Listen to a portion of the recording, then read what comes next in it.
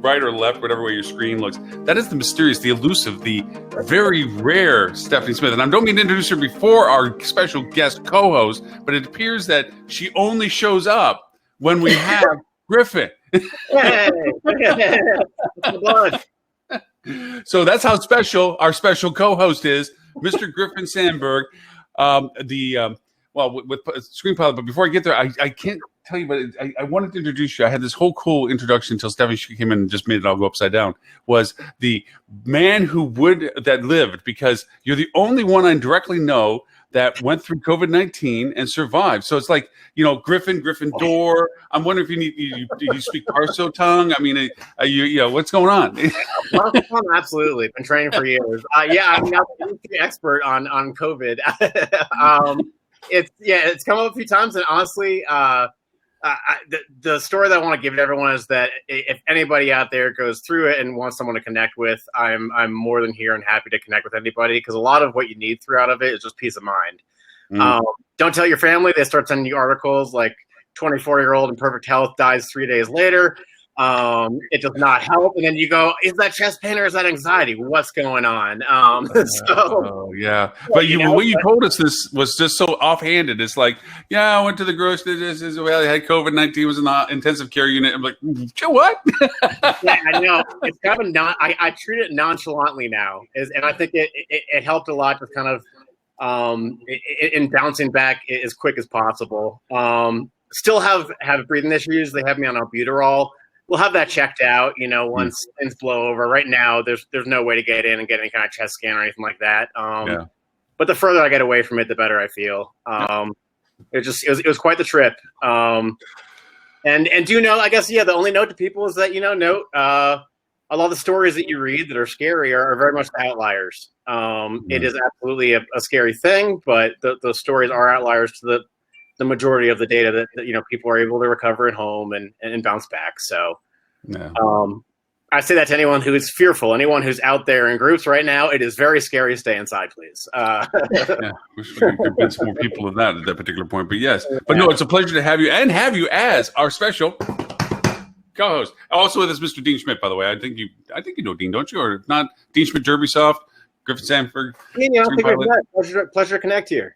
Pleased to meet you. Yeah. Dean is one of those smart people. I almost didn't when Loren invited me to come on video. I almost said no because I know I'm a little scruffy today, but that's right. Oh yeah, okay. I know. I took one look at Loren and said, "Oh, it's okay." Right. I mean, I'm going for I'm waiting for this to go into a ponytail, and I'm going to go for that crazy ponytail, bearded old man at the end of the bar that nobody wants to talk to. That's my goal. That's my goal. Anyway, all right. It's all about you. It's all about ScreenPilot. It's all about what you want to talk about in the universe, intercomplexities, ultimate realities, explain the universe, whatever you want. It's you. Go ahead. Tell us the meanings of the universe, please. Absolutely. And as we're all figuring it out and refiguring it out right now, right? I think just with all the uncertainty out there, me jumping in with that, right? Personally, we all have our own uncertainty on what's going to be happening. But then as an industry as well, there's a lot of anecdotal stories going around, both in terms of, hey, Tim. Hey. Both in terms of, what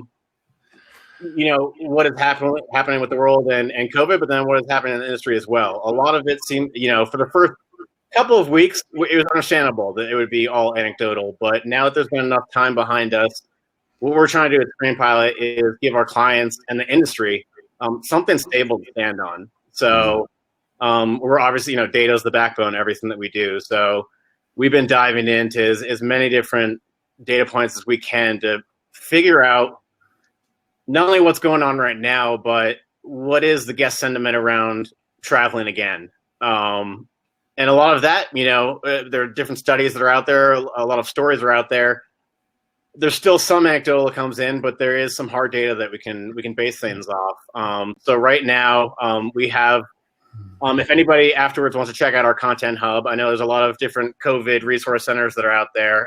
We have a really robust one going that really, really proud of the team for putting together in such a short turnaround and staying on top of. Obviously, we're moving at 100 miles an hour right now, but in order to help our clients in the industry slow down and stay on something stable. So, have you been able to keep your team together? What's that? Have you been able to keep your team together? Yes, Good. which has been a blessing. We've done everything that we can to make sure everyone's going strong. Everyone's working remote right now, so that took another few days of getting used to. We're all used to having all 30 people in house in Denver, Colorado, and it's nice. I like this too, though. Got my puppy right by my side, so things are good. So yeah, it probably just took a few days to get things rolling along. A lot of difficult phone calls. I know we were talking about that when Ed was on the call the other day too. There's difficult phone calls we've had to have, but internally, there's no time to look back. It's all about looking forward right now. It's about having a plan for our properties when things are ready to ramp up and get going again. And so that's internally, but publicly, what we're trying to put out there is certain signals that properties can follow to know when that time is, when it's ready, when they're ready to pounce and when they're ready to get back into the market and hopefully get in early and steal away some market share as well. So certain aspects that we're looking into, I think one of the biggest tells is going to be on the branded search side. So right now, when we look at the OTAs, they've heavily dropped out on those branded search terms. We're still seeing them when it comes to the unbranded searches, and trying to figure out, when is the optimal time to get in, when is it going to be profitable for clients to get in on those unbranded terms. Because yes, the cost per clicks are a lot lower, but the conversion rate's a lot lower as well. Is it going to be worth it? Is it going to be costing more than that OTA commission would be? What are cancellation rates looking like? As we're kind of taking that into account as things are changing over time. But on the branded side, I think that is going to be one really, really, really big heads up that things are bouncing back. Whether it's permanent or it's just part of a roller coaster that we're going to be on for a while. If the OTAs are bidding on those branded terms and we're seeing them come in for each of our properties, and we want to let the industry know to keep an eye on that if they're not working with us, to keep an eye on their branded search term and comparing them with the OTA bids there. Mm-hmm. Once they start ramping up right there, that is the OTA saying, okay, people are at the bottom of the funnel now, brand aware, ready to book. And this is one of those times where we can take advantage of the OTAs being these behemoths with massive budgets and the technology to figure that out. So we're pairing it up with our own data, but also, taking lead from the leaders in the industry. Yeah. It's funny as I go around, we have all these coffee chats and happy hours and everybody's trying to keep communicated by doing Zoom and, all these other things and so forth. And as more and more people get exposed to the show and so forth, they keep asking, it's like, so when you're talking with everybody on there, it doesn't sound like you guys are competing or something. It's like, they don't understand that really there's a big ocean and that we're all little boats and we all have plenty of business and so forth. And we all do our own thing in a different way. And it's enjoyable to hear. Like Ben Henley, by the way, is over in the UK. He's a great guy. Actually, if he wants to join, he's more than welcome to. He was formerly with Travel Tripper and so forth. And you get to meet these really cool people, but you get to talk and realize that everybody has a unique twist on things. I mean, you guys are unique in your own way, which I want to make sure we hit, because it's so easy just to talk about the here and the now, and this is what you're doing now. But when there was a different world like 3 weeks ago, when we thought there was some normality to it, a little bit of what ScreenPilot's mission was. Like, what was it that you guys were focused on? What is it that you guys approached the market as and so forth? I mean, you don't build a team of 30 people on nothing. So, I mean, where'd you guys come from? Where did ScreenPilot? That's a great question. And to reiterate kind of the point of camaraderie too, before jumping in on ScreenPilot, I think it's really important right now. We're hopping on with Fuel later today with their podcast. Stuart is a great guy. We've been thank you to him for getting that going. Honestly, we've been fans of that podcast for years. I think when we think of competition in the space, we think of the agencies that are not doing a good job. That's what we see as competition. That's what we see as impeding business, because they set a bad standard of what a digital marketing agency is in this space, and they make it an uphill battle for us. Places like Fuel Travel that are doing good work, honestly, even before all this happened, we've been cheering them on. We all have our own space, right? And if we're doing good and doing right by client, that makes all of our jobs a lot easier. So, but yeah, it'd be a great question. Where does ScreenPilot come from? It's, Simon Sinek has the new why, right? That's been going around for years. And that's really where the conversation came from. It was not the what, digital marketing agencies, everyone, if you're going on a 30-minute presentation of what you do, it's all the same thing, right? And high level 30,000-foot view on strategy is going to be exactly the same. Pricing is going to be pretty similar, although it's really hard to compare apples to oranges, right? we all have our own terminology, and it make it confusing for everybody, but it's similar enough. The why for us is just we heard too much. Tom started as a consultancy 14 years ago, our CEO, Tom Dibble, and he was hearing a lot of feedback on just this ticketed system that people were being moved through, spending thousands of dollars a month for just a ticketed system where they're pushing things through, not getting any kind of feedback, clawing for answers, clawing for ideas. So really the responsiveness and the knowledge beyond the numbers that we can get for people, that's really what our why was, is let's become an extension of the in-house team for the properties that we work with, give them peace of mind. Ownership is reaching out. They have a drop-in group in his business and they want to know what's going on the digital marketing front. You need someone there that can actually tell you that, right? Not just throw a bunch of data at you and hope you find a pretty story yourself. So that's really, it's kind of the spiel that a lot of agencies will give, but it's truly what sets us apart and the why of what gets us up every day is to be an extension of the teams. And that's why we're feeling it right now. Honestly, we're feeling what our properties are going through. When we hop on happy hours, sometimes it's tough to get the happy in the happy hour because we feel for our properties.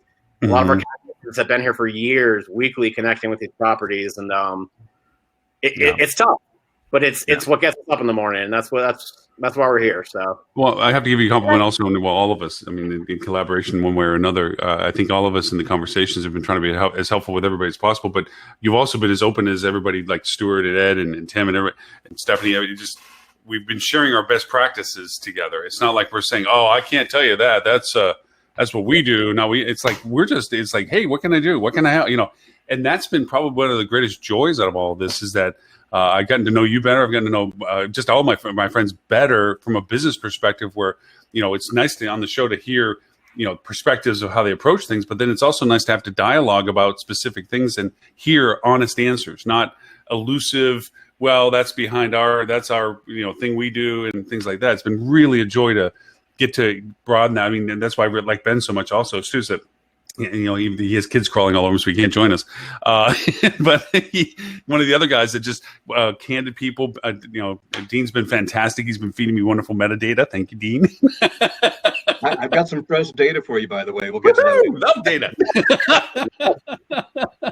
But anyway, so I'm sorry, but it has been kind of fun. So that's what. If I can jump in and real quick on what Loren was saying, by the way, and I do want to say, Griffin, I'm thrilled you're on the show today. When we talk about people sharing information and the like, I have said this to you before. You've gotten a couple of emails from me about this.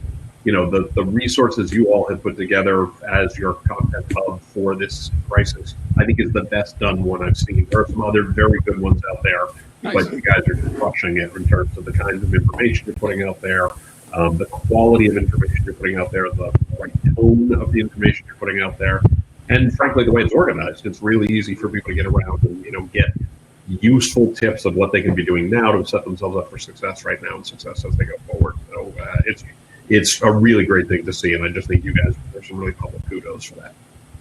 Thank you, Tim. Honestly, as Tim mentioned, he sent a few emails to us. Our director of content and marketing, Rachel Anderson, and everybody on the team has been hustling to give some peace of mind to the industry with that hub. And it truly, to bring it back to the human, the emotional side of it, those emails really meant a lot. So, absolutely. They were deserved. Your team is doing really good. Thank you. That means a lot. I do have to make one technical comment. Tim, it sounds like the microphone's on your desk or something like that. Am I the only one, or is that me? No, Tim. It's me. Well, it sounds like your microphone. I'm literally using the built-in mic on the computer right now. Oh, that might be it. Maybe that's it. It just seems like it's a. Yep. We heard you. It sounded a little different than the normal super deluxe Tim. Yeah, not as voice. clear as the normal Tim Peter. Yeah, the Tim Peter super deluxe voice thing just wasn't there today. Anyway, sorry. Well, the I want to come on deluxe, this week where I get your microphone, Loren. the super deluxe Tim Peter is this, but I There can't. it is. There's the But that super makes, deluxe but that makes for Peter. really Oh, man, bad video. Always one up. Actually, Tim, your video just improved greatly with that. All right, so I'm going to let you all in on a little secret, by the way. Is the audio okay now? Yeah. Okay. Yeah. So I wear my glasses all the time on the show because that's the only way I can really see the screen. But today that's actually useful. We're in the middle of moving, and I got into something yesterday and had a terrible allergy attack. And so Oh, wow. my Oh, eye yeah. it was swollen shut last night. So, Wow. but it's really just allergies. I'm completely fine. I've taken a pill. Everything's going to be fine. Do I? Oh, no, I'm do I changing the need, story. I'm changing the do story I to need you to and call someone Tammy to and- separate Tammy from you? Tim, You Tim, didn't use serve our dinner normal fast safe enough, word or if table you need fast help. enough, and there it was. Yeah. But yeah, no, that was the joys of moving. You know, you uncover dusty stuff that's been sitting in a basement for a bunch of years, and suddenly you find out, hey, it triggered my allergies, so that's good. Hey, so All right. Griffin, on some of the content that you had, I mean, I try to read through it, and I don't always keep up on the latest with it for you because it's been busy the whole week and stuff. But what are some of the latest changes that you've come up with, or your team's come up with, and strategizing as to what would be the first steps that you're thinking about doing when we see this emergence opportunity? What are some of the things that you guys are considering? You talked about the brand terminologies and so forth, but what are some of the other things you guys are pondering as other useful tools in the toolkit for that? Yeah, I mean, I think even right now, and I'm sure this conversation, if people are hopping on this podcast that have heard, but for right now, even getting ahead of the game on social media. Ed and I were talking about that in the HSMAI meetup recently.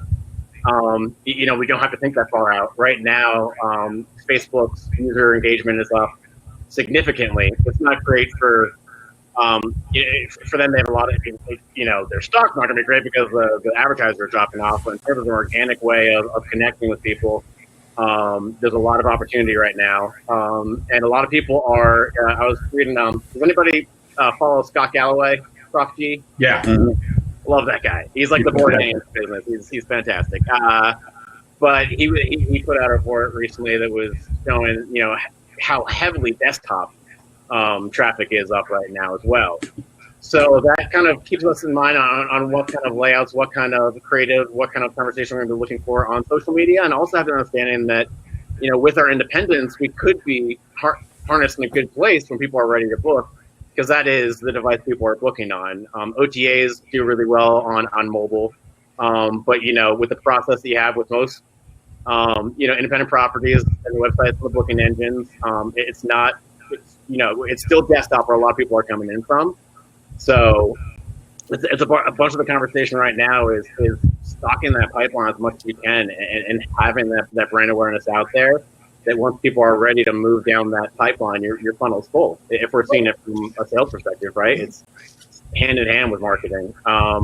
What are some of the stories you've been telling that have been successful that aren't salesy or how clean you are? So, in regards to inspiration stories from properties, or I mean, I feel like So I have a few that because I've been compiling really good social positioning for a presentation I'm doing later this month, and I've kind of been putting them into themes. So I can talk to you about the themes too if you want. So some of the really good stuff I've seen is any property improvements that you're doing. Is doing before and afters of, look, we just finished this project, fresh new hallways and things like that. Those are getting a lot of engagement. I had one hotel that bailed out a couple getting married. So this couple had a wedding set up at a completely different hotel in another destination, and obviously it all got canceled. So they asked the hotel, could we use your beach to get married? So the hotel not only turn it around really last minute, they also had their staff sitting in chairs, so it had a nice crowd look to it, and they live streamed it on Facebook for the couple, so their family could watch it on Facebook. And obviously, from live streaming it on Facebook, they got a ton of other views. So that was really strong. Jamaica Inn in Jamaica is got a crazy good content game. They're posting 3 different videos a day from different staff members. That's ranging from yoga to the property's dog, what they're up to today, to all these different things about what's going on in Jamaica. And we're seeing a lot of that type of stuff. We have a culinary resort in Vermont that their chefs that run the culinary school are doing daily cooking classes. Their yoga instructor is doing weekly live stream yoga. And all of that content is getting huge reach, huge interaction. But also it's soft selling the properties, because you're actually exposing the most important part of a property, which are the people and the experiences. So that type of stuff's doing incredibly well. That's great. I think I agree, and that's what we want to. It depends on the capacity that people have on property right now, and who's there on what we can get live on property, and we want to be understanding of that. If we can get people on property to get your chefs out there and share some of their recipes and do Instagram live and share some of the favorite dishes from the property, absolutely. But I think even for anyone listening out there that is at capacity and is having a tough time kind of juggling a lot of the different things right now, one of the examples that I like that was simple, that we tend to forget about a lot, especially on social media, is ask your audience what they're looking for. So with 50 Bowery in New York City, we honestly just put it out to Instagram and Facebook and social media asking the guests, what do you miss about property? And the resounding answer was, the New York City skyline, that iconic skyline. So we got, full-scale videos from the rooftop of people going around, showing empty New York, showing the pride of New York City, showing that beautiful skyline, and people loved it. It's not something that has to be a massive on-taken if you don't have the time, but take the time to check in with your guests, see how they're doing. Take the time to check in with people who are checking out your brand right now in that dreaming phase, and get them some inspiration. Humor is going a long way right now as well. We all need it. Yeah, we one of our Key West partners who names every single one of their email communications a specific edition. They just released their Shelter at Home edition to their email. It's the highest open rate of any email they've ever sent. People found it funny. And it was very much about, we know you're missing Key West, we're missing you. We miss having fun together, and then they had some cool pieces of content inside that email. The click-through rates on it were incredibly high. So tasteful humor, that was a good, safe kind of, calling their email the Shelter at Home edition. Wasn't going to offend anyone. But it people definitely saw the lightheartedness in it. I think in terms of what ScreenPilot has been putting out, some of the social media recommendations have been fairly strong. And I know you think every agency does the same thing, but maybe only me working with a lot of different larger agencies as a little guy and not having a big development team. I think ScreenPilot does a good job at content marketing, and better and more so than some other agencies that are full service. So, Name names, Stephanie. Name names. Name names. Come on. No, I kid. Call them out. I kid. It was easy on the client side to work with. On the client side, when I had 100 hotels and most of them had websites, we probably worked with 10 agencies at every time. And I was like, okay, this one's better at this and this one's better at this. And it's just you can't be strong in everything, but so. Exactly. It can never be master of none. That's why it's been a slow scale. I appreciate, believe me, I appreciate all the kind words from everyone here. It really means a lot. And our CEO would love it if we could talk about ScreenPilot, but I do have a question for you, Stephanie, which is, I know you work with a lot of the some of the economy brands, right? And right now are probably doing the strongest out there. Is there anything that you've been seeing successful, that other sectors of the industry can learn from right now? I mean, I think the ones that are, of my smaller hotels, the ones that are doing the best right now are the extended stay properties, which seems fairly basic, but I still have a few extended stay properties that are, still have 50% occupancy, and they had it before, and it's just a, maintaining thing. So I don't really know how much you can glean off that. I have some of the, but I still have a fair amount of select service hotels that are running the 2 and 3% occupancies as my full service hotel. So, if you weren't able to, I've worked with, there's a whole like master list of websites that I have. If anybody's interested, it basically has all the nurses sites and all that. So if that's the type of business you're interested in, making sure that you're, have the proper rates loaded within the brand categories and things like that is an opportunity. But some hotels, obviously, sometimes it's hard to mix the two business models. So that's worked for a couple of hotels as well. Griffin, you can't talk bad about Stuart, thinking that you're, we haven't talked to him this afternoon since the showed up. And he decided to get off the Gandalf look and clean himself up. And I'd like to call out that Stuart, who was growing a fantastic beard, when he heard that Griffin was going to be on, was like, "Oh, yeah, I couldn't do it. I'm not even going to be on." I was liking the beard. Yeah, my wife was not liking the beard, so it had to go. No. Your wife was right, Stuart. You looked like crap. Yeah. It's so much nicer to see your pretty face now. Thanks, Tim. I can always count on you, Tim, to shoot me straight. Exactly. I'm just looking out. I'm looking out for your best interests, actually. Right. What's the topic for you guys for the afternoon podcast? You want to say that, Griffin? It's your episode. What's the topic for this afternoon? Sure.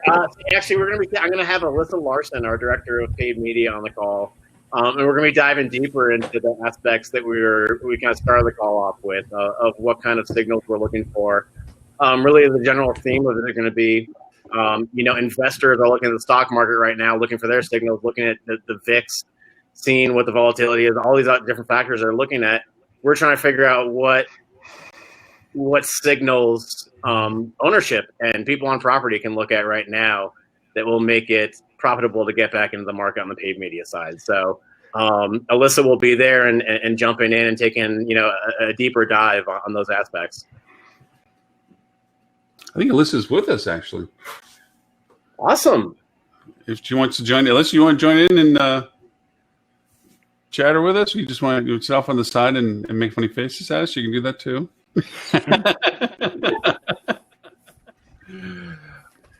We'll see if she pops up in chat. Yeah. By the way, folks, I apologize. I only jumped on for the first half hour today because I have a commitment, but I wanted to talk to Griffin and see you guys. I'm being committed. That's exactly right. No, but I wanted to just check in with everybody and hope you all have a great, healthy, happy weekend, and look forward to seeing you all next week. Griffin, great seeing you. I'm looking forward to hearing your and Stuart's podcast. I'm sure it's going to be rocking. Yep. Always nice seeing you, Tim. All right. Have fun moving.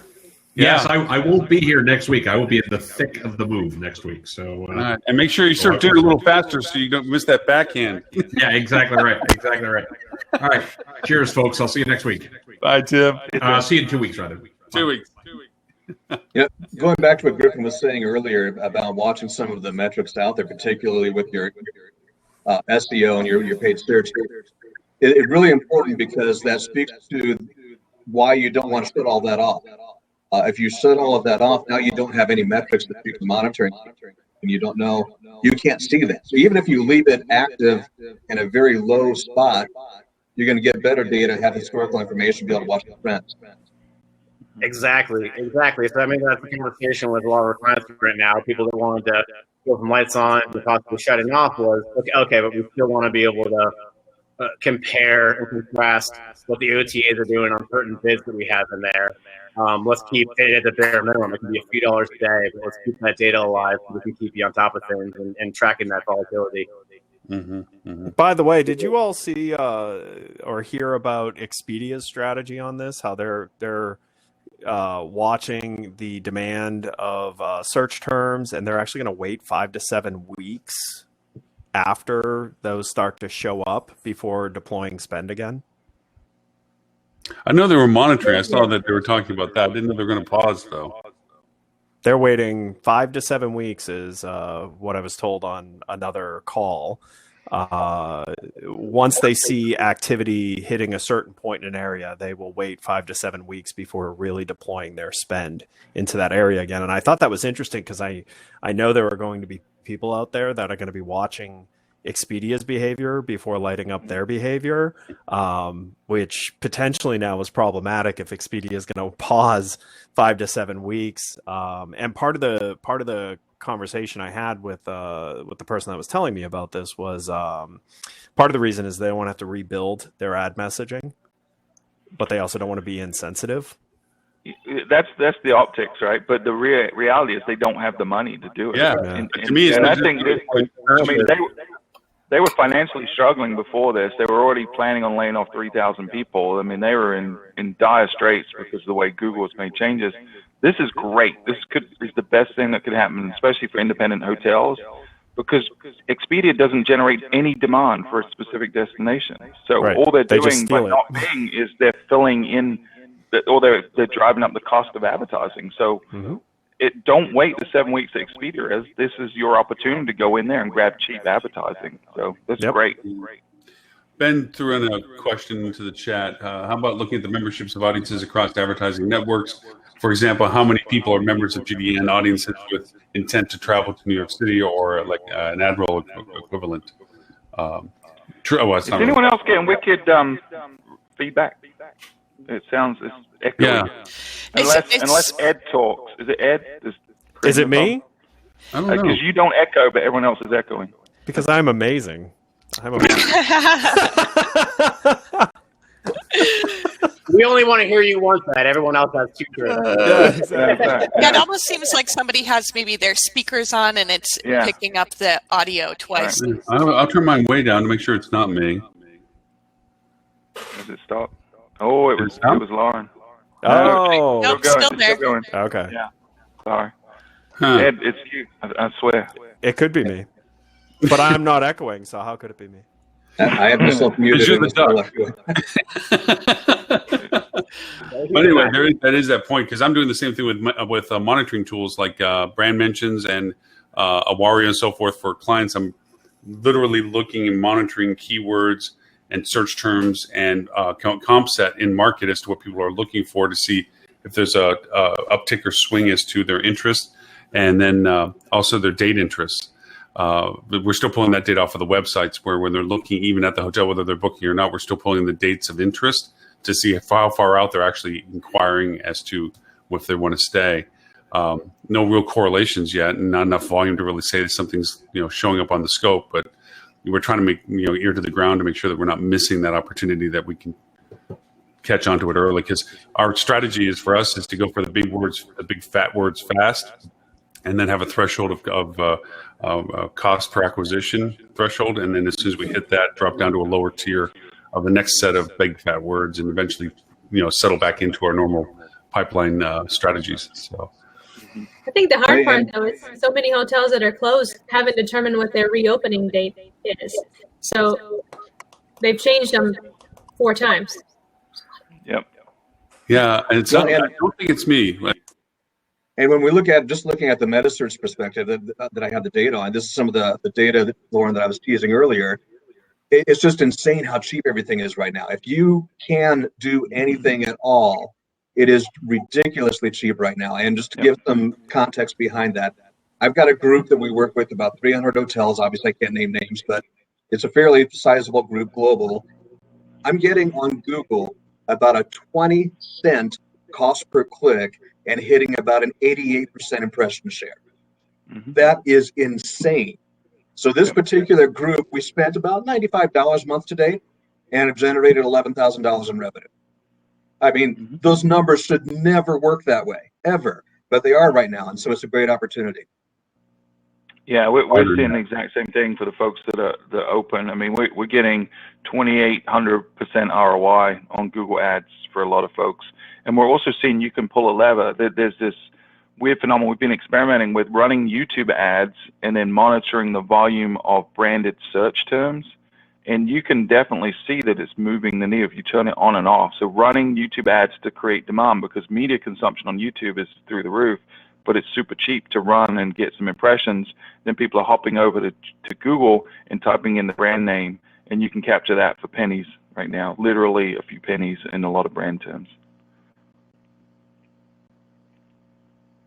Mute off my mic just to make sure it isn't me that's creating the echoes. But I think it stopped. Did it? Yeah, it seems better. Okay. Maybe Ed put himself on mute. But other than, I mean, obviously, if you can, because that's the other thing we're telling our clients is to at least keep some ad campaign running, especially brand related, just if you can trickle it on so that our first logic was that you didn't get penalized for the stop-start stuff. But now it's just literally for presence and awareness, just literally keeping your name in the market for if you're operating in the market, unlike others that might have already closed, just the awareness that you're in market still selling is strong. And then there's this whole dead bones around where people weren't even having the courtesy to change their business hours or to notify on their website they were shut off. And it's just driving people crazy that, you know, the hotels are closed, especially in New York. There's so many closed hotels in New York, but you can't tell unless you literally walk and rattle the door because their website doesn't shut off. Their hours on their on their business thing isn't shut off, and the phone is still answering calls, but it's automated. Yeah. If there's a hotel that needs to know what they need to do, I created a checklist so you can go through all the different websites and fix it. A brilliant checklist. Frustrating me too. Yeah. Well, and some of these hotels were well run. I mean, the sad part of it is that their ownerships pulled the plug fast and dumped people, and didn't realize what they threw out the door. The people that are left don't know what to do. They don't even know how to log into their own accounts on some of this stuff. And, you know, I told you this fun story about I had a previous client that, you know, was hoping that I was still connected to their Google AdWords because their company fired the people that had access before they realized it, and they're still running AdWords and they didn't know how to even access their account to shut it off. It's like, certainly coming out of this, I think for at least a short while, people will be operating their business a little better. You know, they'll be documenting things a little more. They'll be preparing for potential disruptions a little better. So there's definitely some positives coming out of this. I think we'll be stronger on the other side. Mike, does that kill the echo, or have you noticed any difference when you guys talk? It's come back. It's going again. I'm going to shut it off and somebody else talk for a little bit and see if the echo's still there. Maybe it's me. I mean, I can hop in and out and see if it's me. And now we're all silent. Right. Yeah, exactly. It Go straight to silence. It's still going on, Loren. So it wasn't you. All right, I'm going to mute myself. Tell me if it happens. I'm going to mute me, and we'll see if it's me. Guaranteed. It's always Ed. It's always you, Ed. There's no echo anymore, right? No, is there an echo? Nope. None at all. Called it. It was Ed. With that, he's out. One question I want to ask. Elementary, dear Watson. He was the only one not echoing. He had to have something to do with it. Yeah. Griffin, where did the name ScreenPilot come from? I know it's the dumbest question in the world to ask, but that's a great question. Where did this come from? Sure. So ScreenPilot, it's similar terminology to like a trailer for a movie.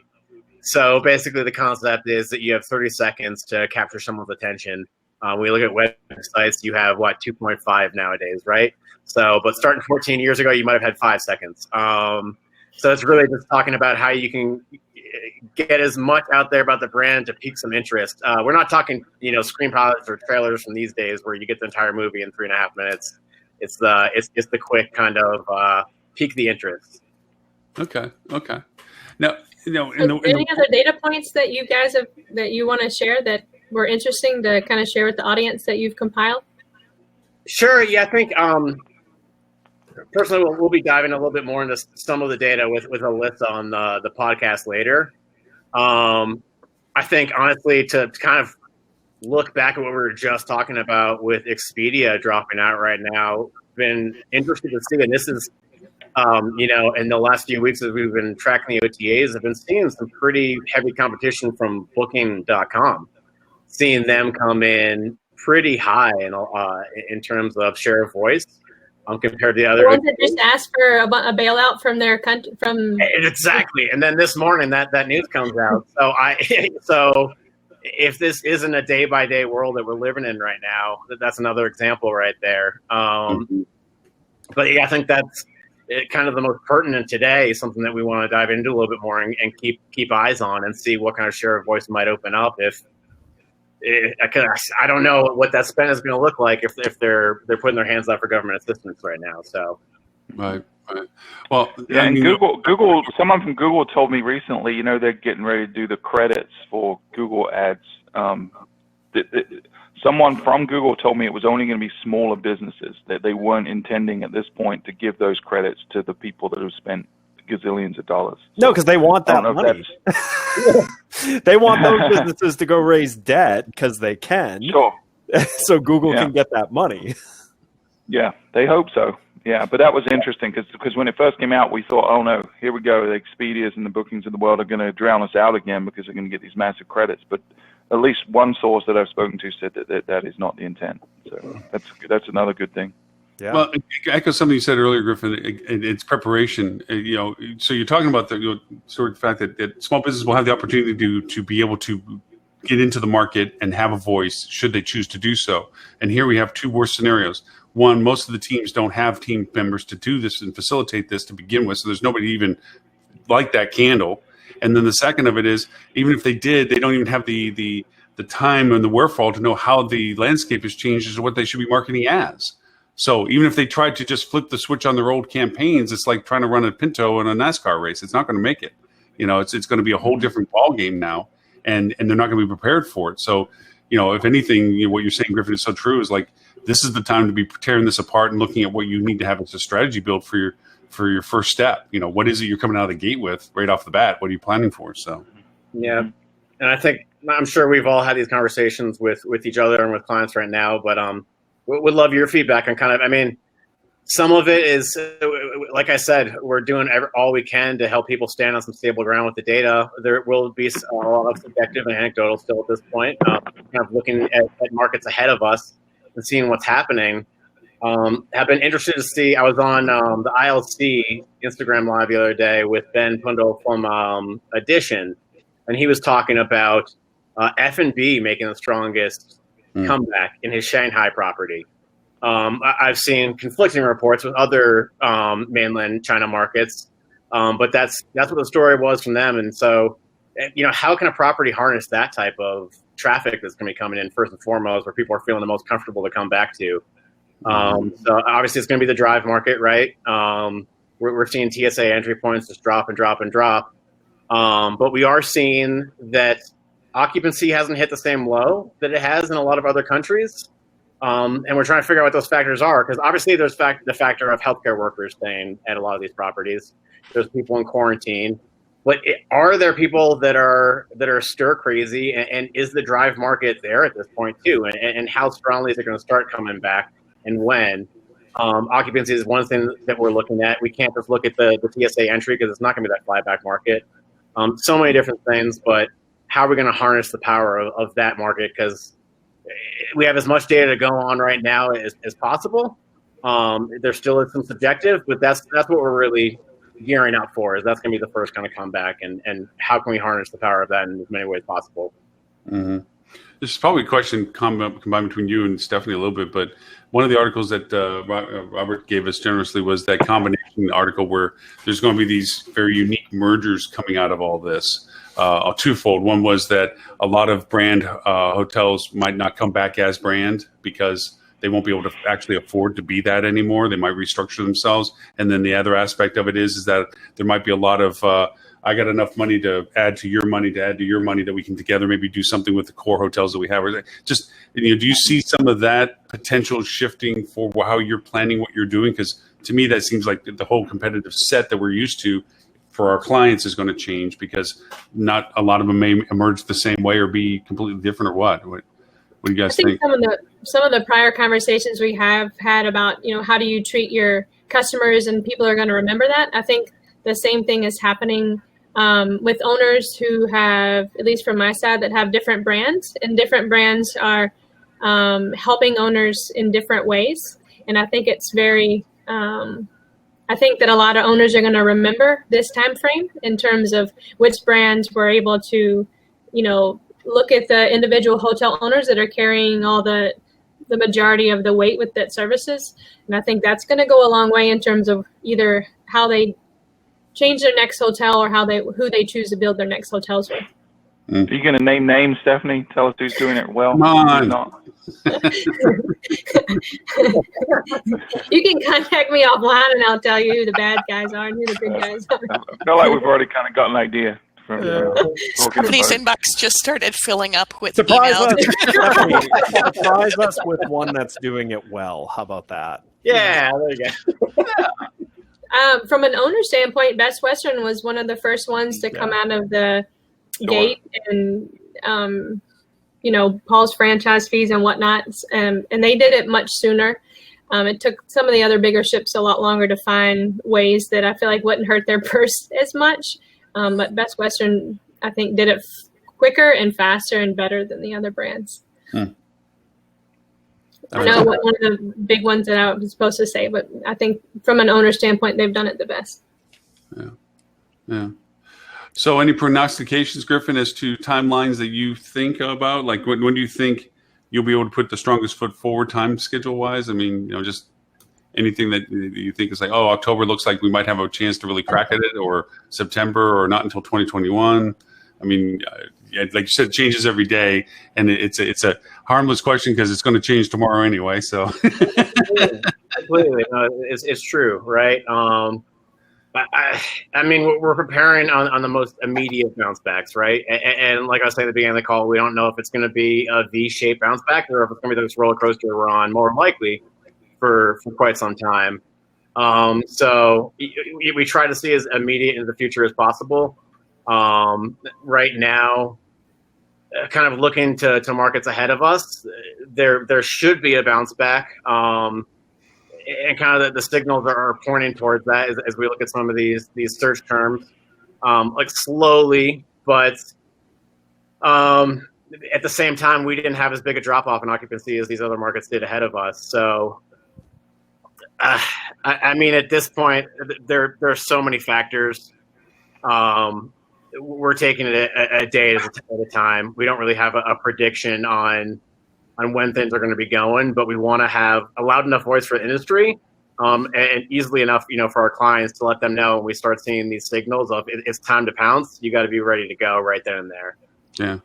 Yeah. Do you think? And I'd argue that time to pounce is probably now in terms of being out there. One, because your exposure is not that big because the search volume is lower, but the cost per click is lower. So it doesn't cost a lot of money relatively to have your voice out there now. And we know that it's going to get more competitive, more expensive as things start to ramp up. So I think you got to look now. And what we're seeing, and I was on the HSMA advisory board call yesterday, and in the Myrtle Beach market specifically, we're seeing a lot of demand for September and beyond. It's kind of light before September, and I was thinking it was because they've shifted a few major events to September. They've shifted a country music festival, a car show, and a bike week to September. So that I was assuming it was just people shifting from earlier in the year. But I was hearing from folks in New York, folks in Florida, that September seems to be that mark where people's confidence is rising. So targeting folks out that far, I think, is good because we don't know what's going to happen between now and then. But we do know that the signals are beginning to come up. So if you look at the federal guidelines that came out in the last couple of days related to recovery and what does opening up look like, they've created these 2-week gates. So if your area, whether that's a state level or a county level, shows 2 consistent weeks or 14 consistent days of a decrease, then you hit phase 1, which loosens some of the protocols, and then another 14 days you go to phase 2. What we're likely going to see is some people are going to go phase 1, 2, 3 within a 6-week period, and things are going to be relatively back to normal. But you're going to have other areas where there's going to be a ramp up of cases again, and they're going to have to go back to phase 1 or phase 0. So I think it's going to be very regional. I think it's going to be staggered from state to state and region to region.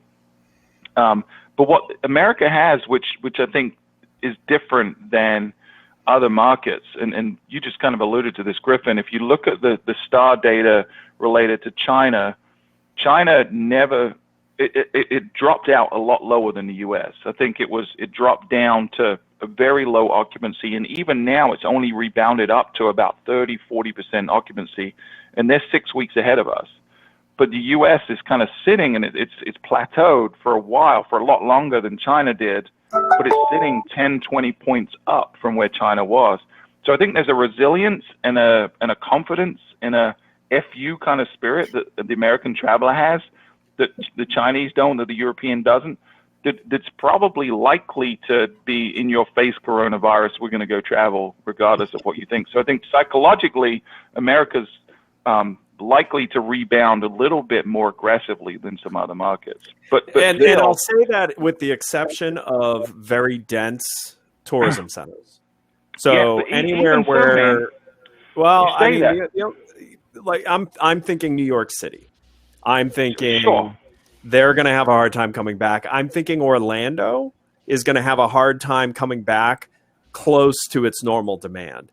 And the whole country will. The whole country will not be to normal demand. But I actually think perceived safe trips will actually get to normal demand very quickly. So national parks, beaches, mountains, anything that has that perception of separation, I think will come back to normal demand levels fairly quickly. I think. When you say fairly quickly, is that weeks or months? From today? Well, from when things start to open. So I'll do from today. I think you'll see Myrtle Beach have a strong 4th of July. Strong being sold out like it normally is, or strong? I would say strong compared to their normal 4th of July. Yeah, so I don't know. We've got a new term in our industry, or at least it was new to me anyway. We've got a new term in our industry now called revenge travel. Which are those people, you brought up the ones that are saying, F you, I'm going to travel. And we're starting to see it a little bit in society as it is right now, because you've got the protests that are already happening now, people that are supposed to be staying at home, and they're saying, no, that I'm done, I'm going to work. Travel's not far behind that. People are going to start saying, you know what, that's it, I've got to go. And if you're an advertiser, last week a little bit, I think the camping community will be the kind of the lead of that. Yep. And if you're an advertiser, you want to target and find these types of people. Exactly. Because also beyond these people will be the people who look at it and say, you know what, it's super cheap to travel, so I'm going to travel now because it's expensive later on. Yep. So I'm going to take the risk and travel early. And honestly, I mean, you should be targeting like people who follow Flat Earth and stuff like that, because they're going to be the ones. No, I'm not saying it jokingly. They're going to be the ones who are going to do revenge travel. I hate that term for the record. We need a better term for it than that. I hate that revenge travel. I agree with that. It is a bad term. I agree. I both kind of agree. Sorry, Dean. Go ahead. No, go ahead, Lily. I was just going to say I both agree and disagree with kind of Ed's point about how quickly things are going to come back. I don't know that an area like Myrtle Beach, which is known for becoming crowded, in my opinion, that probably won't have the same kind of 4th of July that it would have in a prior year. But I do agree that things that are a little bit more off the beaten path will have their heyday. And that is, I think, the biggest shift we're going to see in travel is people getting away from the city hotels, which is interesting because that's where the majority of them are. But we've had properties that are kind of in the middle of nowhere, not quite. They're somewhat convenient to other areas, but like you said, in the mountains or beach, but not popular beach areas. Our popular beach areas like Tulum, not seeing very much demand at all right now because they know that those areas are typically crowded with other travelers. So people are going to start to look for those out-of-the-way places that are not crowded in order to make their travel plans because it feels safer. In fact, some of ours, like up in Estes Park in Colorado, had the government not shut them down, they would be doing fine today because they were continuing to enjoy a similar level of demand. They were actually growing year over year as recently as mid-March. after all of this came out. So I think that that's one of the main things that's going to happen. And number two, I know we talked a little bit about this last week, to Dean's point, not just glamping, but RV travel. Yeah. It's huge. If there are investors out there, I know I've been contacted by some who are, looking to invest in new hotels. If I had money to invest right now, I'd probably go buy some really nice RV parks and actually run them with the hospitality knowledge that we all have, because the biggest gap there is going to be that a lot of RV park operators are kind of mom and pop establishments. Well, and it's interesting because timing wise, I don't know if you all know, but Margaritaville has their first RV park fully open, which is a very high-end RV park, which makes sense. I don't know why RV parks didn't catch on. That the fact that someone owns a $500,000 RV potentially tells you, spending-wise, what you could do to make your park cater to that audience versus the person who's running the 1970 Winnebago. Right. Because right now most RV parks, the way they price themselves, they're attracting both. But I guarantee you, if you had amenities and features that priced you up, you'd be serving more of the $100,000 to $500,000 RV owner, which would also they would consume more ancillary spend as well. So you could actually have other services in your RV park. So I agree with you that from a hospitality perspective, there is some opportunity there. I got a few $100 if people want to get this going. I like where this is going. I did. I'll put in the sweat equity.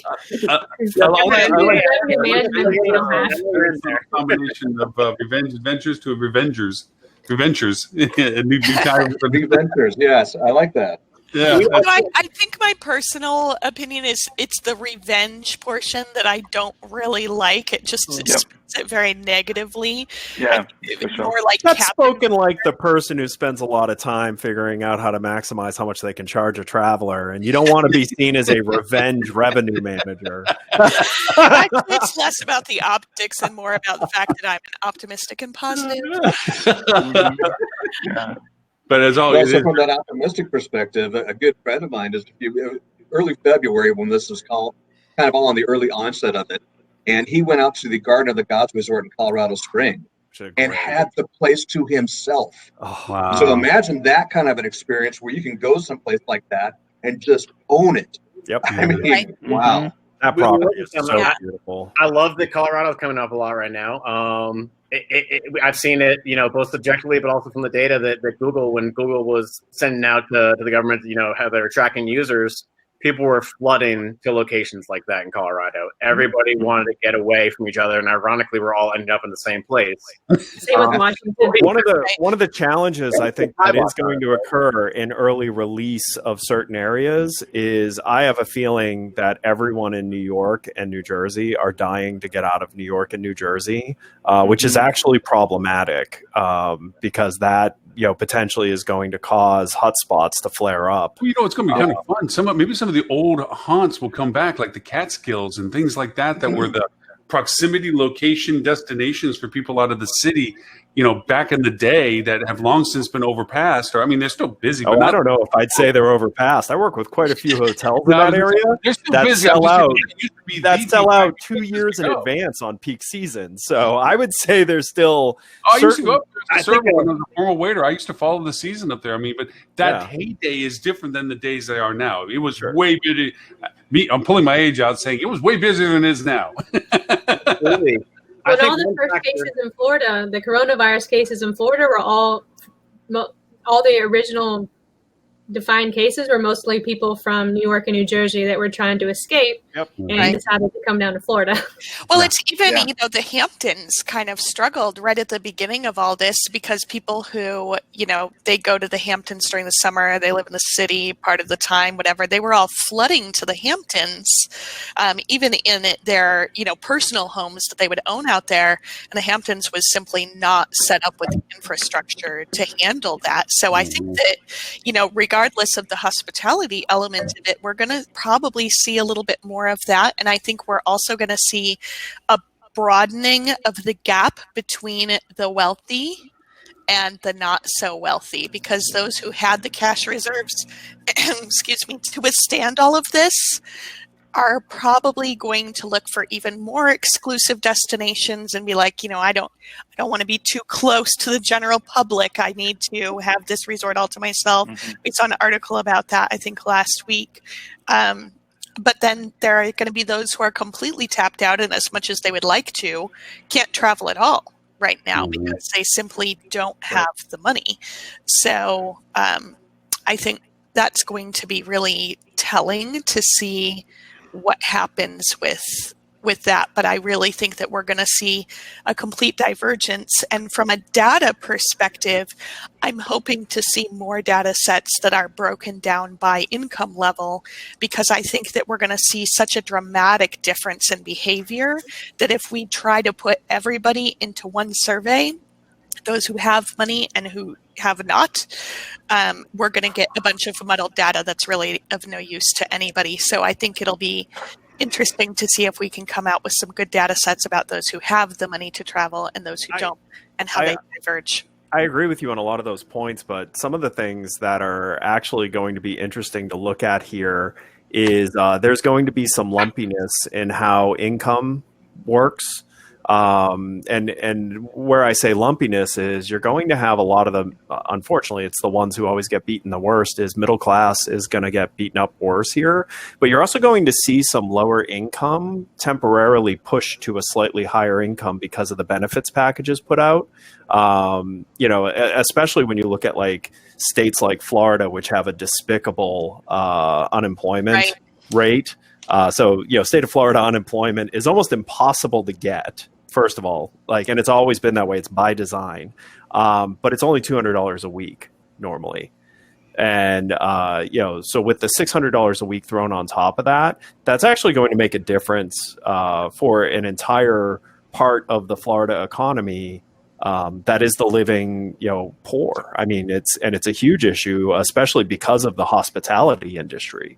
The underemployed part of Florida is getting a bit of a shot in the arm, which is interesting to think about. And that's a high volume of people who are going to have incrementally more money in pocket for a period of time than they normally have. And it'll be interesting to see what that does to their behavior, because I think you will see some, and it actually is fairly common in that level of income, that when new cash comes, they don't normally save it. They look at it as, I'm not going to have this again. This is my one chance to have this. I'm going to do something with it.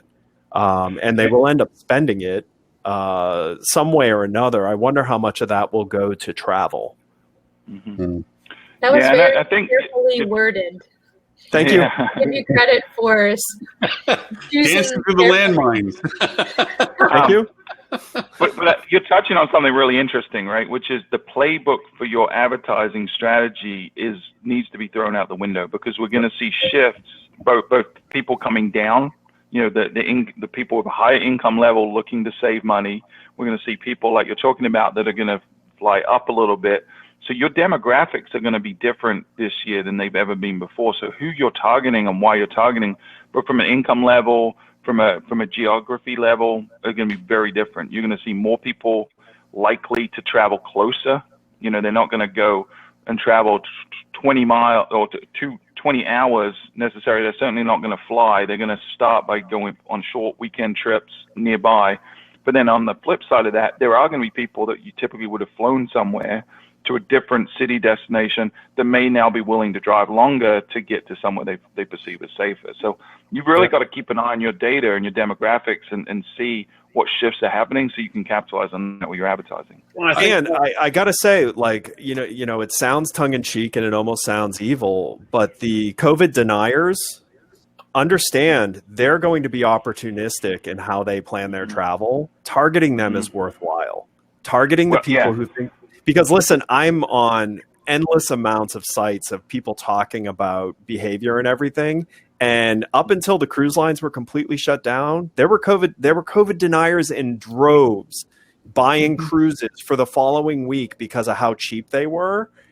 which they're up 2021 are already up. They're already up year over year right. for cruises right now. So you have to think differently, and you have to think about how you find the different mindsets, because the people who are Loren are not going to travel for a while. Like the people who went to a point where they completely, followed to the T social distancing, they're disinfecting packages before they come in. Those people are not going to travel, and those people are going to be across all types of income brackets and, like everywhere. So you have to find the people who were a little bit looser with it, who, went to the grocery store 3 times a week still. Because it was their way of getting out and they didn't see it as dangerous. You need to find these different mentalities that previously we didn't have as a segment. I'm sure there's certain political pages you can follow to pick up on some of those people. A lot of I already know some keywords we can use. Yeah. You also need to be careful, right? You want to target the Texas politician, the senator, what's his name? Ted Cruz. You just want to target his voters. You do want to be careful, though, I think. And I think, Stuart kind of started with that. And the thought I have is with a lot of these remote places, there is an issue there. And the original issue that we had in the first place, and why these places were shut down, is the access to healthcare when you're at these places. Yep. So we don't know what the resurgence is going to look like. Right now, we have the conversation leading towards, things aren't as bad as we thought they would be, without giving credit to the shelter in place that's happening at this point. What could happen there? That could be a horrible, if we're talking marketing, that could be a horrible name for a brand if they have people flooding back in droves and they become some hotspot for COVID. Yeah. That's the real risk, right? Is you become stigmatized beyond the natural length of this, because you are ground zero for the resurgence in your market. So I think one of the things we're thinking about a lot with our clients and at a DMO level here in Myrtle Beach is, how do we mitigate that risk? Because the people you're talking about attracting, by nature, they're going to be more cavalier. If they're already denying it, or they're already a little more risk tolerant, they're going to be the ones that are probably not going to follow protocol. So you've got to make sure you have protocols in place that are preventing them and their behavior from spreading it to your staff, from spreading it to other guests. So being really mindful about what your new policies are and enforcing those is going to be really critical to avoid a catastrophe. Well, and what do you do too? Do you think about, just not dropping marketing into areas that were hit really hard? Like, do you avoid New York in your marketing audience? I certainly wouldn't be targeting New York right now. I would not. I think that's a risk.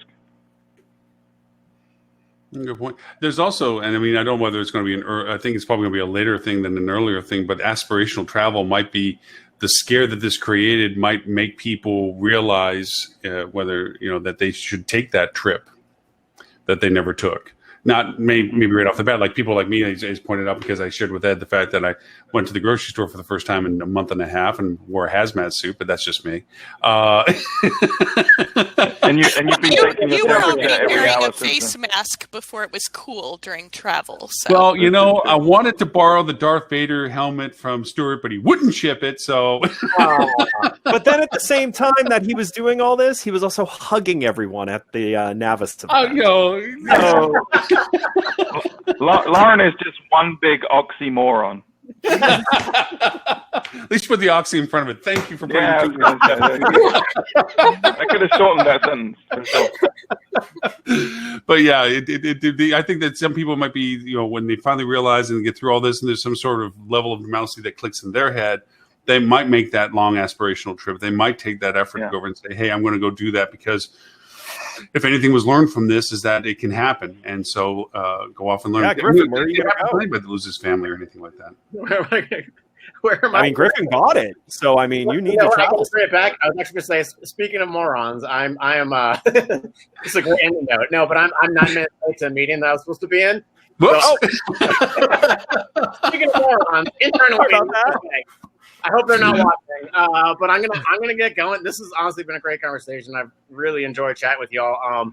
I'd love to hop in next week if you're always welcome. Always welcome. Hop back in. This has been awesome. Talk to y'all later. Yeah, Griffin. Before they go, where they can find you? Where can they find you? Website, email, what? ScreenPilot.com.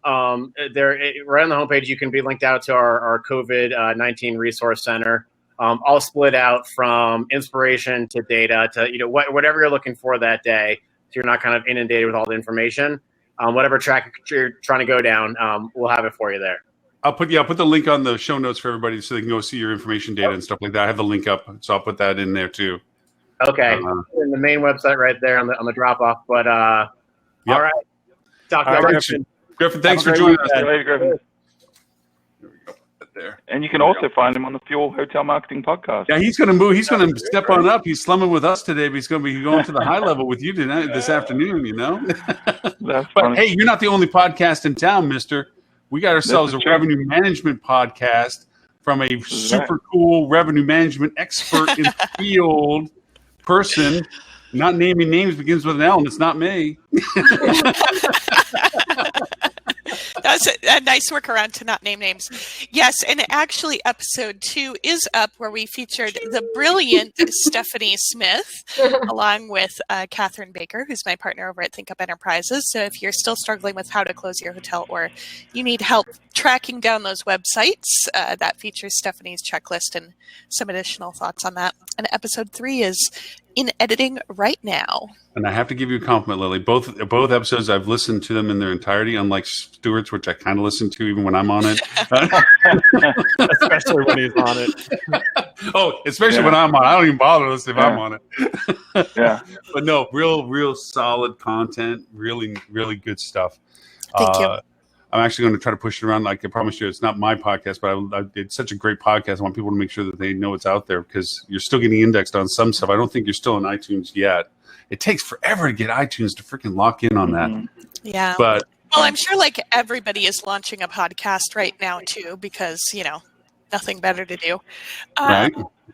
But yeah, it's really interesting. I have my guest for episode 3 is actually Aaron Green from Verify Services, who is not a hospitality specific company, but works with utility providers and whatnot to negotiate bills. And so really kind of getting into some of the nitty gritty on tips to negotiate down your expenses in the middle of this. And there's a couple other guests I have lined up as well that are a little bit outside of the hospitality industry, but definitely will impact great tips for people coming up. So I'm excited to add some diversity to that too. Nice. Sorry. Drop the link in the chat because I can't find it right now. Sure. I certainly will. And Mr. Stewart, you have a survey running, don't you? Yeah, we actually just sent out a second. Well, we've actually got 2 surveys running. So we did the consumer sentiment study 2 weeks ago, and just try to gauge where people's mind was related to travel. We actually refilled that again to the same audience yesterday, and I've got preliminary results, which are really interesting. So they'll be published on our website probably on Monday or Tuesday. But we're also running another survey, which is aimed at hoteliers, which is we're trying to understand the decisions they've made and the decisions they're going to make related to operations and marketing. So we're doing that in conjunction with a couple of other vendors as well. So Review Pro and Stay in Touch we've partnered with to do that one. So that survey's out now, and we're collecting data as we speak. You guys are getting some good sample sizes too. What was the sample size of the last survey you did? Yeah, it was 10,000, over 10,000, like 10,500 for the first one we did. This one we just literally sent yesterday at 3:40 to the same database of consumers that have indicated they're leisure travelers in the last year. I looked at it about an hour ago, and we were already up to close to 9,000. So wow. Yeah, and so there's a real hunger right now for people to contribute and help and give opinions. They're sitting at home, they're bored. And they feel very strongly, they have strong emotions about both travel and about COVID. So we've been telling every single one of our clients, and I would encourage everyone here to listening to create a survey, send it to your guest history database, and understand what people are feeling and when they're planning on doing things, and fill that study multiple times to your database, because one, you're getting tremendous engagement and staying top of mind, but two, the insights you can get from that will help shape your marketing over the next few months. Because if you know this segment of people, say they're going to be more willing to travel when restrictions are lifted than this other segment, well, now you can target them with more aggressive emails.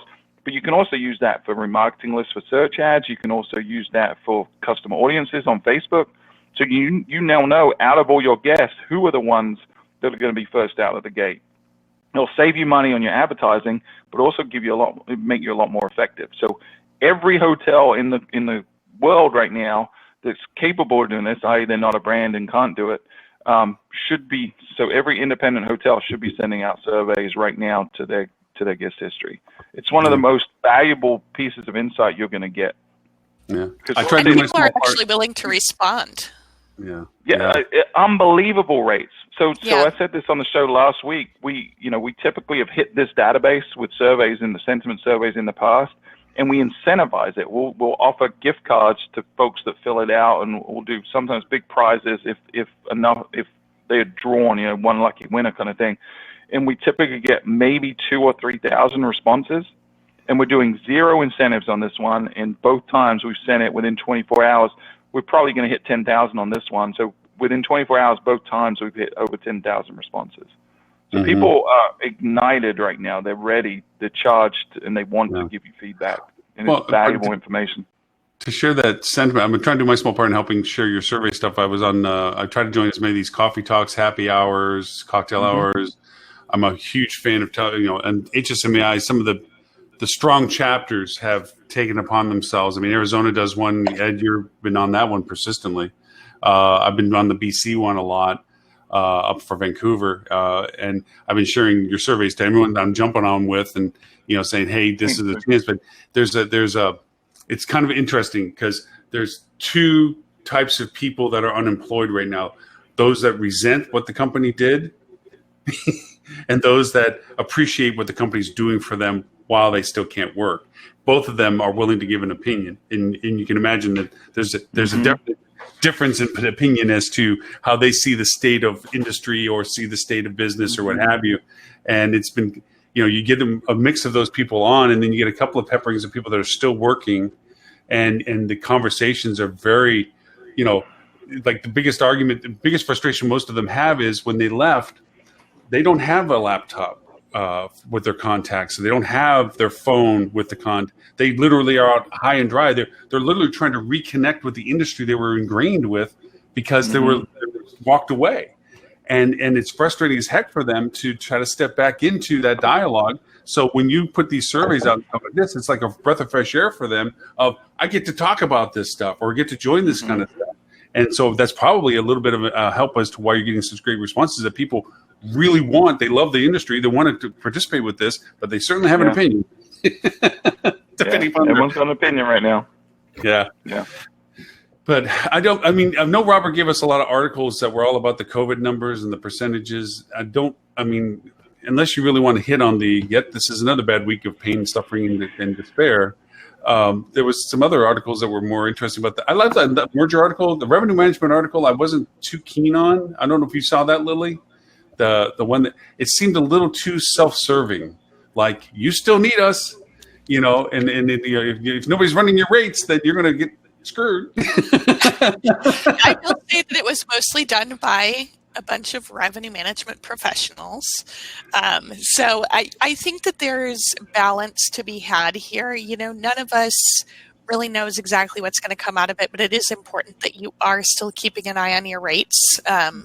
Right now, I'd say that's the primary thing is analytics. If you have the bandwidth to have your person actually doing the right analytics, there's no excuse to come out of this without knowing your exact profitability by channel and what your optimal mix would be, because that data, those margins and things like that likely won't shift substantially, but if they do and you have the data ready to go, you're going to be able to see the financial impact of that because everybody's like, well, we don't need revenue managers because everything's just going to be open. Well, great. and what's the most profitable, because you have to spend your marketing dollars somewhere. You can't just be throwing stuff at the wall to see what sticks. You need to know exactly. And so revenue and marketing in this case, even more so working hand in hand with revenue, providing the analytics that marketing needs in order to justify the correct spend. I think that's going to become very critical. So I do think the revenue manager's job is maybe a little bit lighter than usual, just because there's less transactions happening for us to monitor. There's less rate changes happening, less events happening. All of those demand categories and things like that we work with are lower. But that's why normally we are not a kind of limited service provider, but even from our end, we're not trying to sell full service revenue management packages right now. We're actually just about to put out a new one where if people just need a little bit of overview, we just send them kind of a weekly update so that they see everything that's happening and make sure that their rates are lined up once a week and have a quick conversation so that it's something approachable and affordable. But I do think that there's probably both sides. The article wasn't wrong, but I do agree that it may have been a little bit on the biased side. So what I heard there was that revenue managers and marketers are essential, but screw the salespeople. We don't need those. No, not at all. I'm kidding. Foregone conclusion.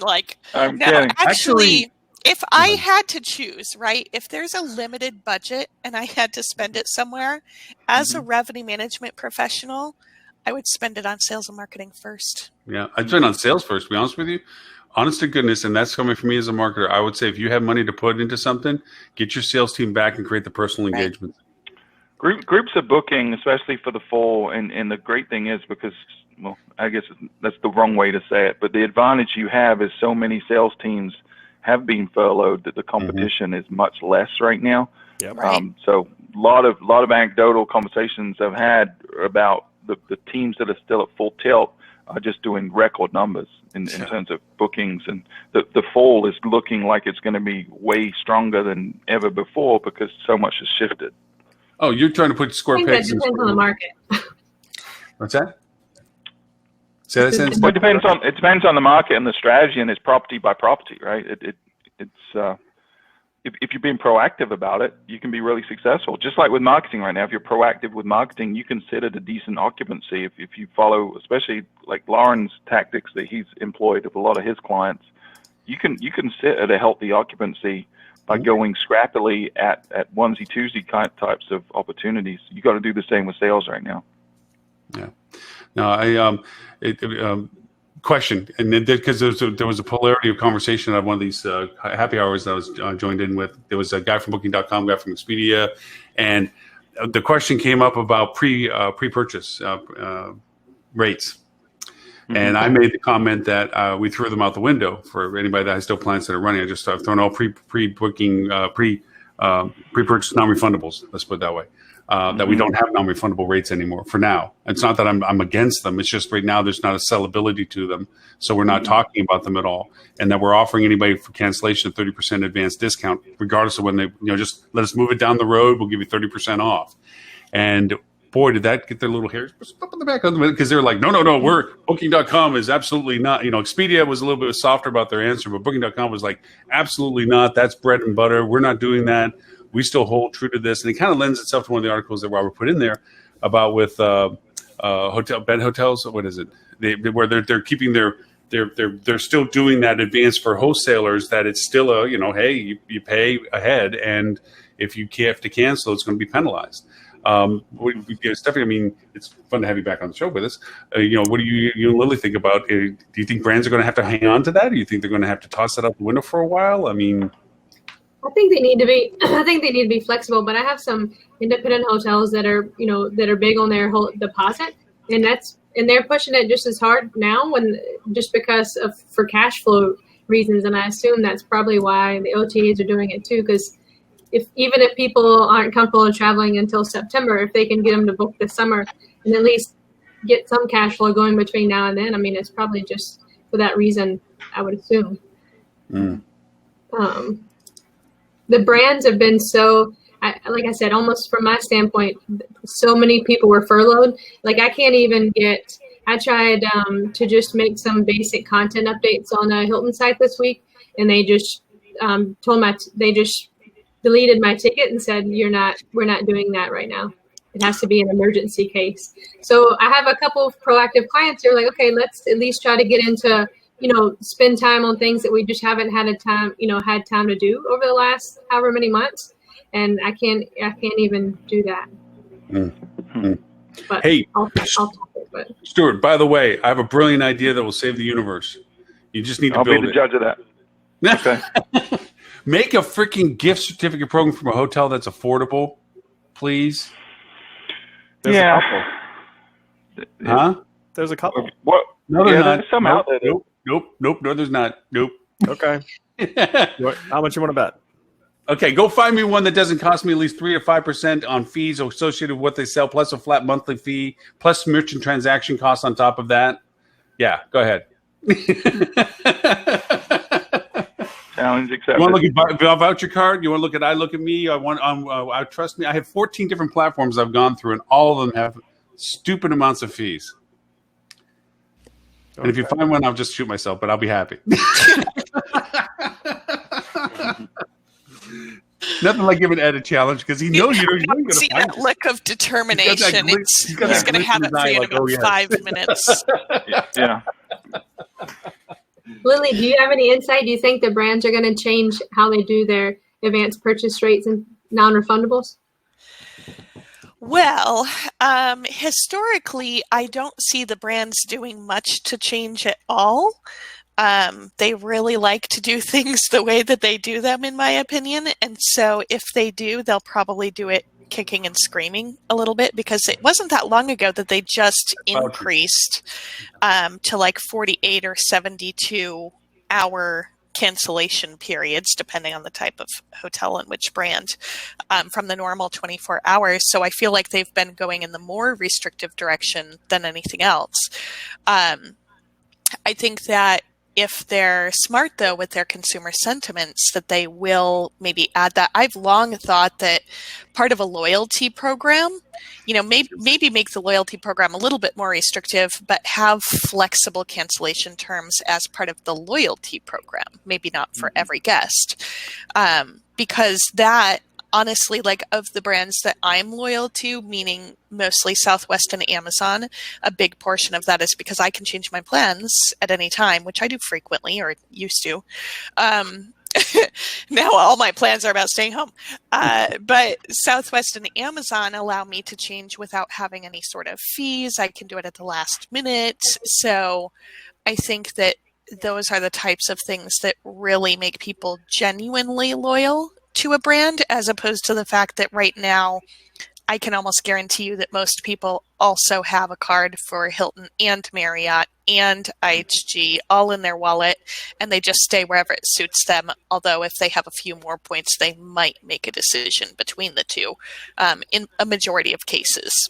Business travel is probably a notable exception, but who knows if business travel will come back. I just saw an article saying like 74% of companies intend to continue work from home environments after things rebound. So that could be a huge threat to business travel for the hotel industry in general. Okay, so vouchers, yes. Just to jump off of both of these.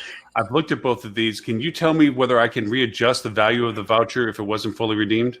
Because that's my problem. Oh, I don't know, but call them and That's ask. why, I can buy vouchers all day long. I can do coupons all day long. I can do single value product and say I buy $125, but if I don't use the whole $125 or $500, can you readjust my voucher value so that I can come back and finish it off? That's the element problem I have. See, that I can buy vouchers. I mean, I can do that Groupon. I can go over and say 2 night stay, whatever, and do a set value thing or coupon. I can do a coupon thing all day and say, this is the value you just bought. But I'm talking about if I buy a $1,000 gift card and I come in, I only use $750. Can you give me $250 value back on the same card?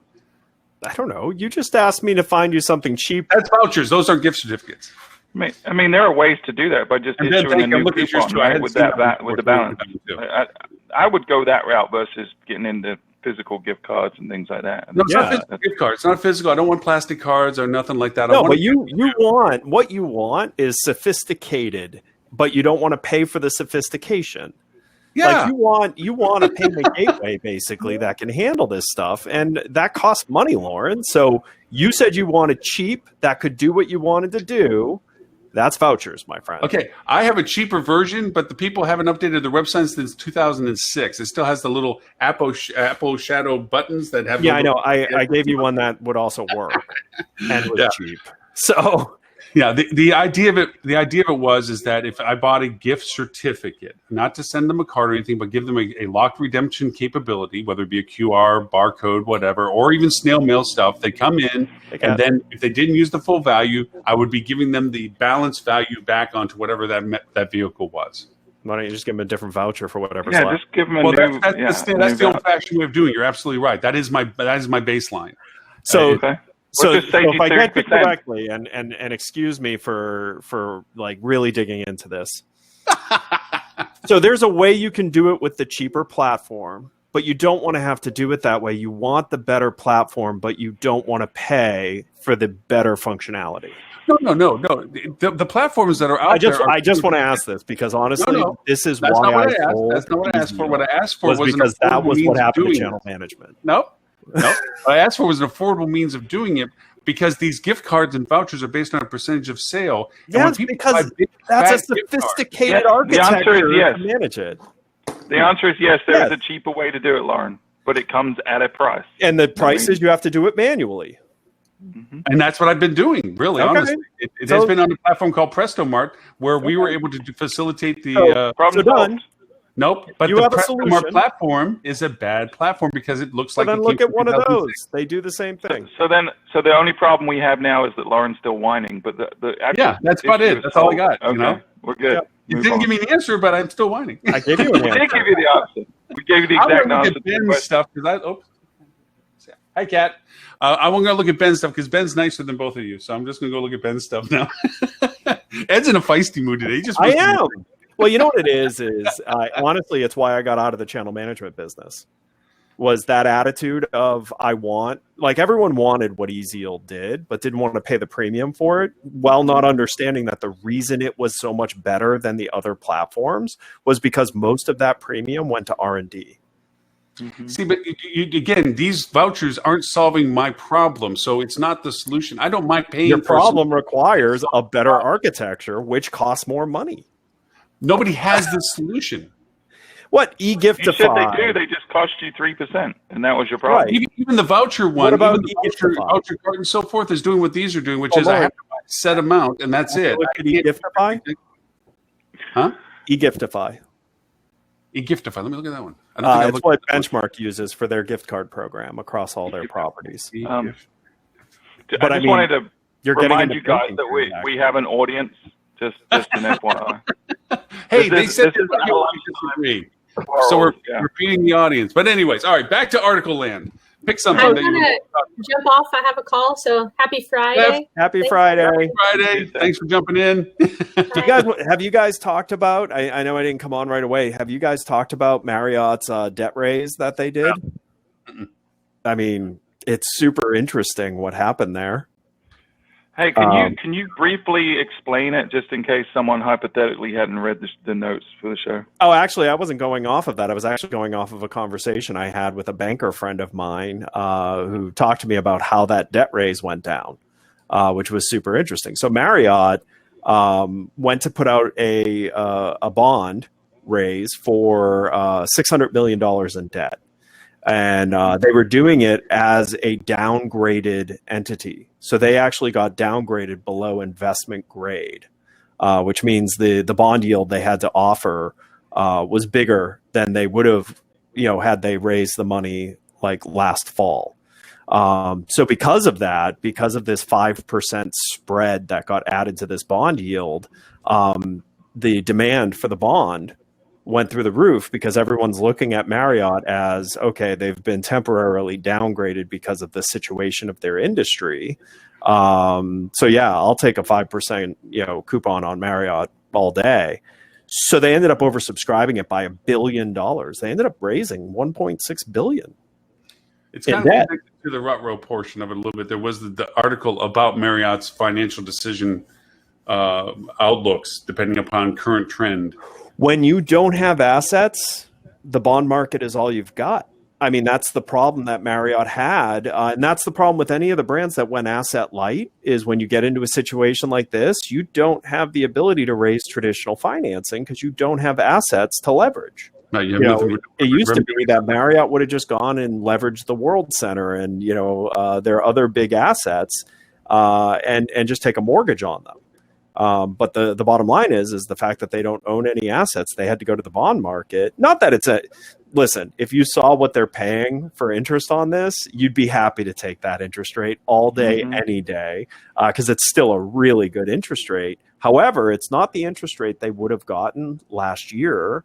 And it's definitely not the interest rate they would have gotten had they been leveraging against one of their real estate assets that they used to have. Well, they're in the same world of Expedia and everybody else. No, they have no assets to put this against. It's all based on their. So they have to do bonds, and so 1.6 billion in bonds, is that's a really substantial raise. What's the return on the bonds for those? 5%. Which, I mean, listen, if you have $100 million, it's really hard to safely make 5%. That would be considered a very safe vehicle. Mm-hmm. And the bond market's going to get really aggressive because you're going to see all these local municipalities have to put out bonds to cover losses in revenue and things like that. So which is actually, it's probably why Marriott did theirs so quickly. Because once the muni bonds come on the market and need to do aggressive rates, muni bonds are usually, at least their high credit rating ones, are insured, meaning your principal is guaranteed. Even if they default, you get your principal back. So, the muni bond market's going to be crazy for the next probably 5-6 years as all these local municipalities struggle to dig out of the hole that this issue is creating for them. Is it just me, but I've noticed that more and more persistently in most of the articles that are being generated, that there's this percentage calculation of business failure getting put on top of the stack of conversation more and more. I don't mean to be gloom and doom about it, but it seems like most of the persistent articles that are being pushed out nowadays, there seems to be this calculation of business failure percentages in the what's going to be having to be calculated towards when you come back into market as to who you're not competing with anymore, or who you might not even be able to. Well, I think for hotels, it's an unrealistic thing to care about because banks don't shut down hotels; they keep them operating. They learned if you shutter a hotel completely, the asset depreciates greatly. As time continues. So, I mean, I don't think a hotelier can look forward to coming in and no longer having the hotel across the street competing with them because the bank that takes it over is going to hire a management company to manage it while they're trying to sell the asset. So do you think the management companies are going to have a bit of a boom when it comes to this, that there's going to be a lot of pickup? There's going to be some massive consolidation, and a lot of people that are in a financially strong position are going to pick up a lot of distress. Well, and I mean, there were a lot of like really good hoteliers. I know at least 6 really good hoteliers that had actually been building up a war chest to expand their current assets. I would not be surprised at all to see those war chests completely diverted to buying other, net new property for themselves. I know here in town in Orlando, Harris Rosen had built up a pretty substantial war chest. He was going to build 2 new towers on 2 of his existing properties, and it's somewhere between $100 and $200 million war chest. Like, he's not going to build a tower now. He's going to go buy some properties on someone who ends up losing their property to the bank. Mm. Or is in danger of doing that and willing to cut their losses and give him a deal right now. Right. To walk away with potentially some of their equity. Yep. Mm-hmm. But I think it's unrealistic to think that the hotel's not going to be open. All the hotels will be open. They're all going to be there. Agreed. Yeah. What did you think about Airbnb's article about raising another $1 billion? They need to. But Well, no, I'm not saying by saying that, but just it's amazing to think that they were able to pull that in at a time when they're probably not looked at as favorably as being a good investment, is what I was thinking. I'd like to understand who those investors are, because I don't think that's a sure bet at this point. Yeah, but what is right now? I mean, what is a sure bet? Do you think the medical industry is? Because they're getting killed because basically everything except for COVID went away. Sure. You know, when you look at most, Amazon is probably a fantastic, idea, except everyone has that idea. So their value hasn't been depressed as much. Right. So where else are you going to go? Like, Marriott Bonds. I mean, but it is the challenge. And with interest rates being so low, they can't just park their money, to large investment houses. Sitting on money and not having it making money is actually causing the money to lose money. Like if you park your money at the Fed right now, like the 10-year value on that, you end up paying the Fed for holding your money versus the other way around. So, I mean, there are a lot of players, and don't forget, like the people who are putting out this kind of money, the people who are participating in this kind of buy, they're not looking at 2-year projections. They're looking at 10-year, 15-year, 25-year projections. They're perfectly fine if the money shrinks before it grows. Yeah. But do you feel like Airbnb is going to come out of this healthy or not? I mean, even not just the next 2 years, but the next 10 years. I mean, I think if you look at the fact that they've stopped all advertising, I think there's this kind of debate going on. You hear one camp saying vacation homes and individual apartments and things like that are going to come out and thrive on the other side of this because people won't have to interact with others. But then there's the other side of saying, well, these aren't going to be professionally cleaned and sanitized. There's less quality control. So probably not. And there's this confusing mixed data on both sides of that argument. So I don't know if Airbnb, they certainly won't have the foothold they had coming out of this.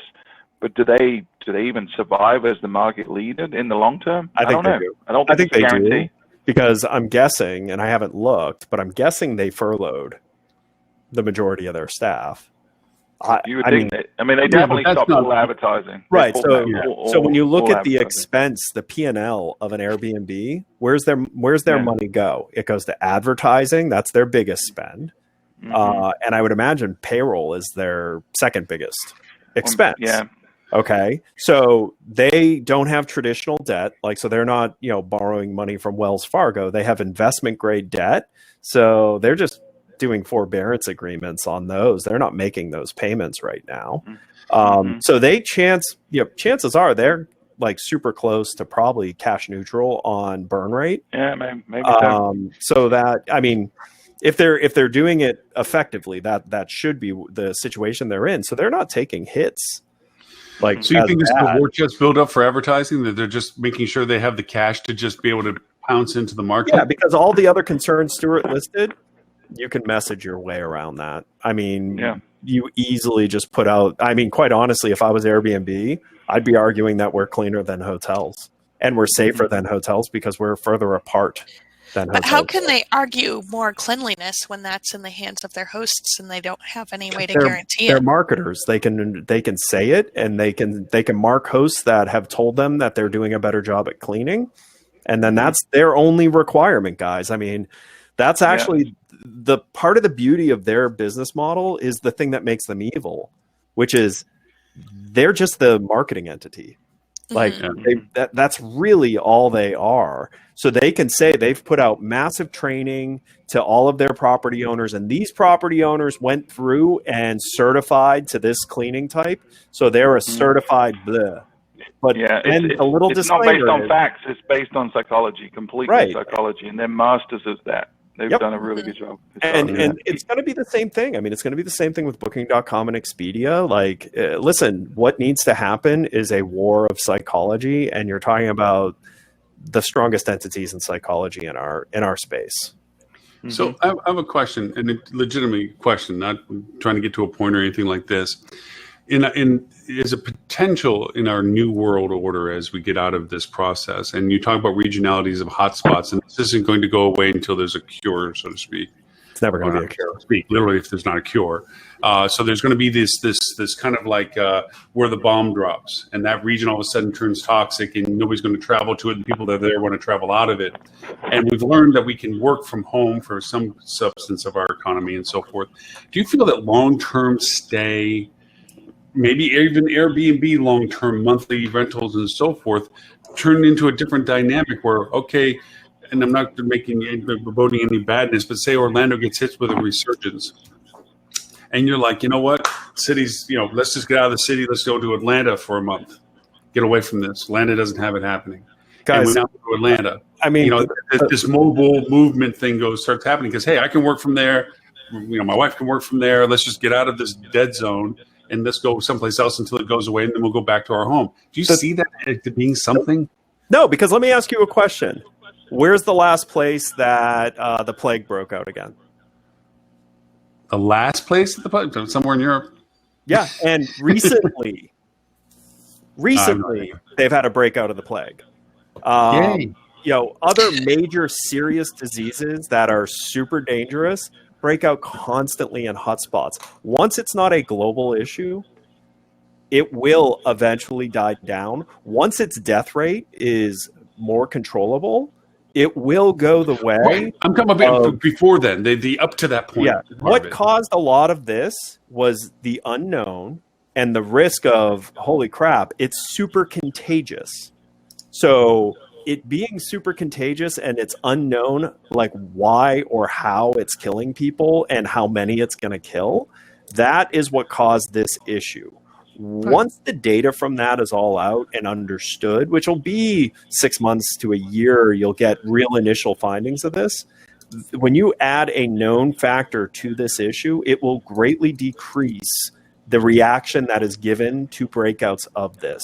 Once I'm just in between now to then, the nomadic life of a year, let's say. Well, I think to directly answer your question, I think there'll be a fringe group of people that probably that appeals to, right? And we've already seen that there are younger folks that don't have a fixed abode, and that's why businesses like Rome exist, where you can pay them a flat monthly fee and live in different cities at different times of the year. And so I think there's an attractive nature to that. But for the average person, anyone with kids, anyone that has stuff, it's just not practical, Mm-hmm. So anyone that has a social group around them that they're fond of, that's not practical. So I think, like with many of your thoughts and ideas, I think that it's perfect for a subset of people. An edge case, but it's never going to be. It's not going to be. Yeah, it's always an edge case. It's never going to be a mainstream. But I also think it's highly unlikely that after this year you'll see COVID-19 be the reason lockdowns happen again. It won't. It'll have to be a new virus that has the same exact unknown to it.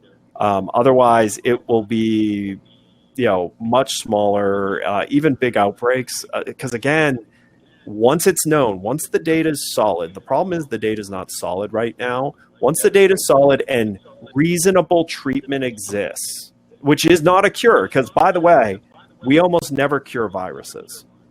Like very few viruses have ever been cured. Even COVID in this form isn't even cured. It's just common. No. But what I want to be clear of is, like, we don't cure viruses. We stop them from killing masses. We manage them. But also understand, think about this. Like, this is likely to wrap up with far less deaths than many other prevalent, issues in our world that we no longer talk about because they exist and there's a perceived treatment. Mm-hmm. Once this gets to that point that, hey, you know what? Like the flu, this is likely to kill you if you're over 70. Like the flu, this is likely to kill you if you're on chemotherapy, and you have heart disease. The problem is early shock and awe from this thing is it was killing people who wouldn't normally be killed by the flu. And that was the worry. And we still don't understand why those people died. Once we understand why those people died, and once there's treatment paths to curb some of that, it will go the way of other very dangerous, scary things that take out large amounts of people a year, because the public will see it as it's not unknown and there's a treatment path. I'm not disagreeing with you. I think there are other mitigating factors as to what social impact on this is, what perception of fear is, and how well that definition of understanding how to treat this becomes. I think there's still. I'm looking at again, as you pointed out, Stuart, I look at the granular on some of this stuff of big motions. No, nobody with kids is going to be running away from it or anything like this. But these things create different momentums. I talked to a couple of people that I work with ad hoc stuff. First they left the high density population city they were in to go help their family that was in the less dense population area. That lasts only so long because in-laws are in-laws. And so then it's like, well, then we're going to go over and find a place to live that has low density population.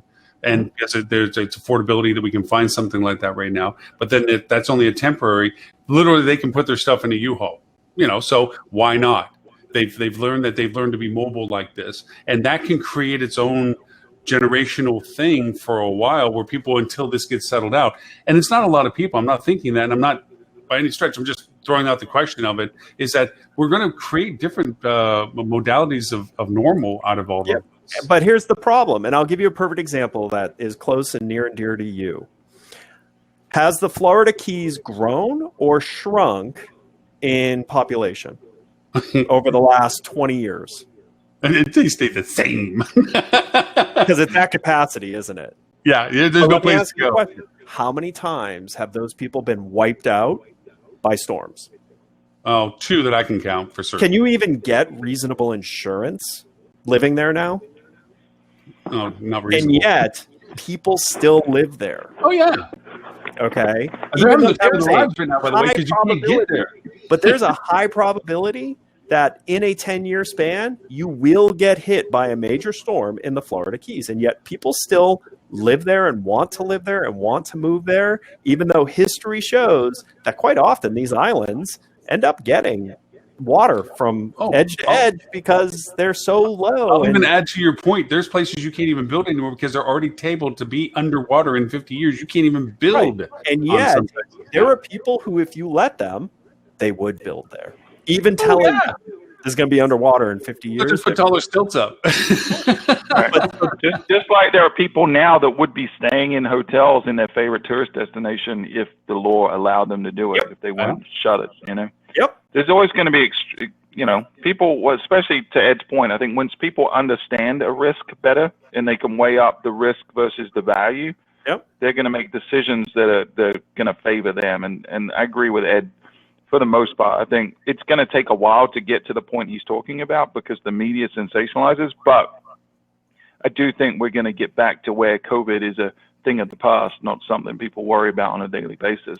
Well, and that'll probably be 2021 before we're in that situation. But I think before the mass is in that situation, but I think you will see pockets of population get there in phases as different things come out. Because listen, I'm going to guarantee you right now, a reasonable amount of the population, when 2 months from now, when they're looking back on the death rate and the infection rate, are going to turn around and there's going to be a reasonably large amount of the population that has zero fear for COVID. Yeah.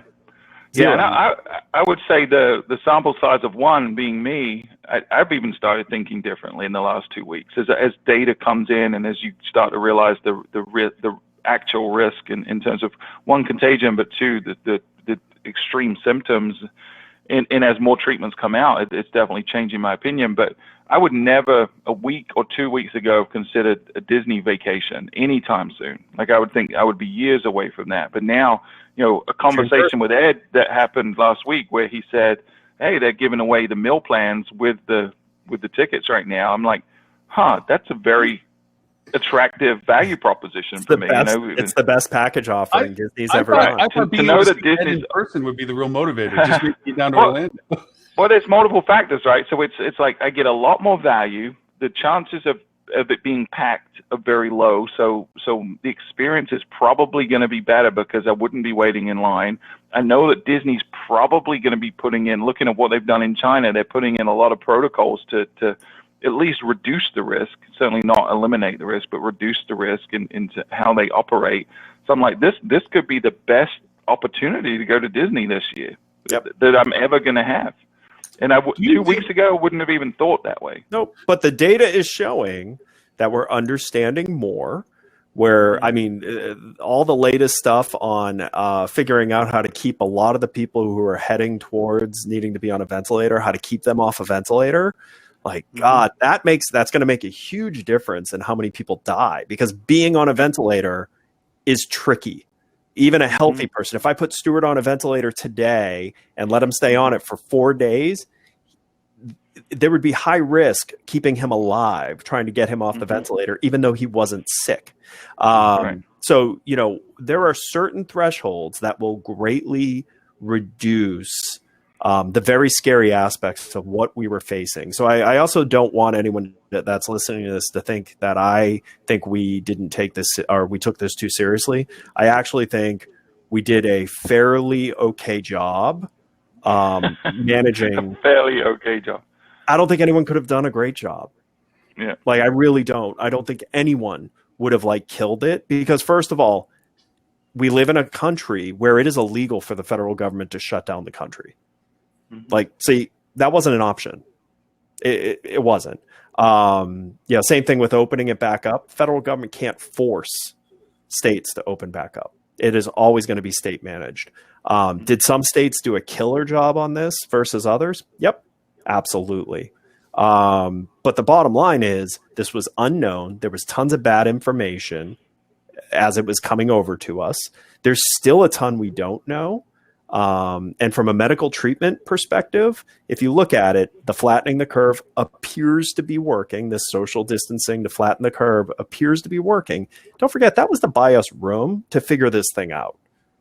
Like, the likelihood of us going into a national lockdown again for this virus is incredibly unlikely.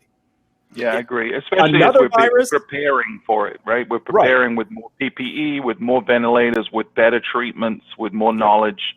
I think even as we were talking earlier about there being hotspots occurring, which is very likely, you're not going to see the same level of lockdown occur. You're going to see modifications of protocols, but you're not going to see entire states shut down again once they start reopening. One thing we absolutely learned, why New York got as bad as it did, they should have shut down their public transportation.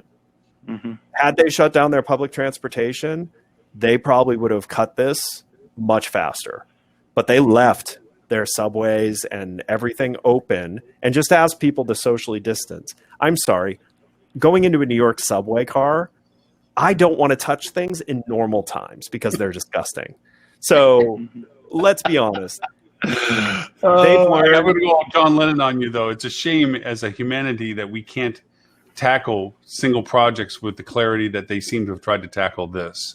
Where look at the advancements that with one centric thought we're able to tackle more about this. Like you talk about respirators and so forth. Wars bring out better medical practices. It's a shame that we as a society can't realize that if we just freaking focused on one thing for a second, we could probably solve it. Human nature, buddy. And with that, I would just like to remind you that it is not too late to join our book club on The One Thing, the book, which is happening Tuesday at 10 a.m. Pacific. But this is your last chance to join. Just throwing that out there. Oh, put the link in. Make sure you put the link in. Yeah, put the link in. Yep. All you have to do is email me at info@thinkupenterprises.com. Yeah. So I'm done ranting. No, you're good. I just have I have a question. Do you think I should start publicly pushing out the fact that we're doing our noon thing still? Yeah. Okay. Is anyone showing up? I kind of felt there for a while. I was enjoying the fact that it was only my friends showing up. I'm getting bored of it just being you two when I show up. Oh man.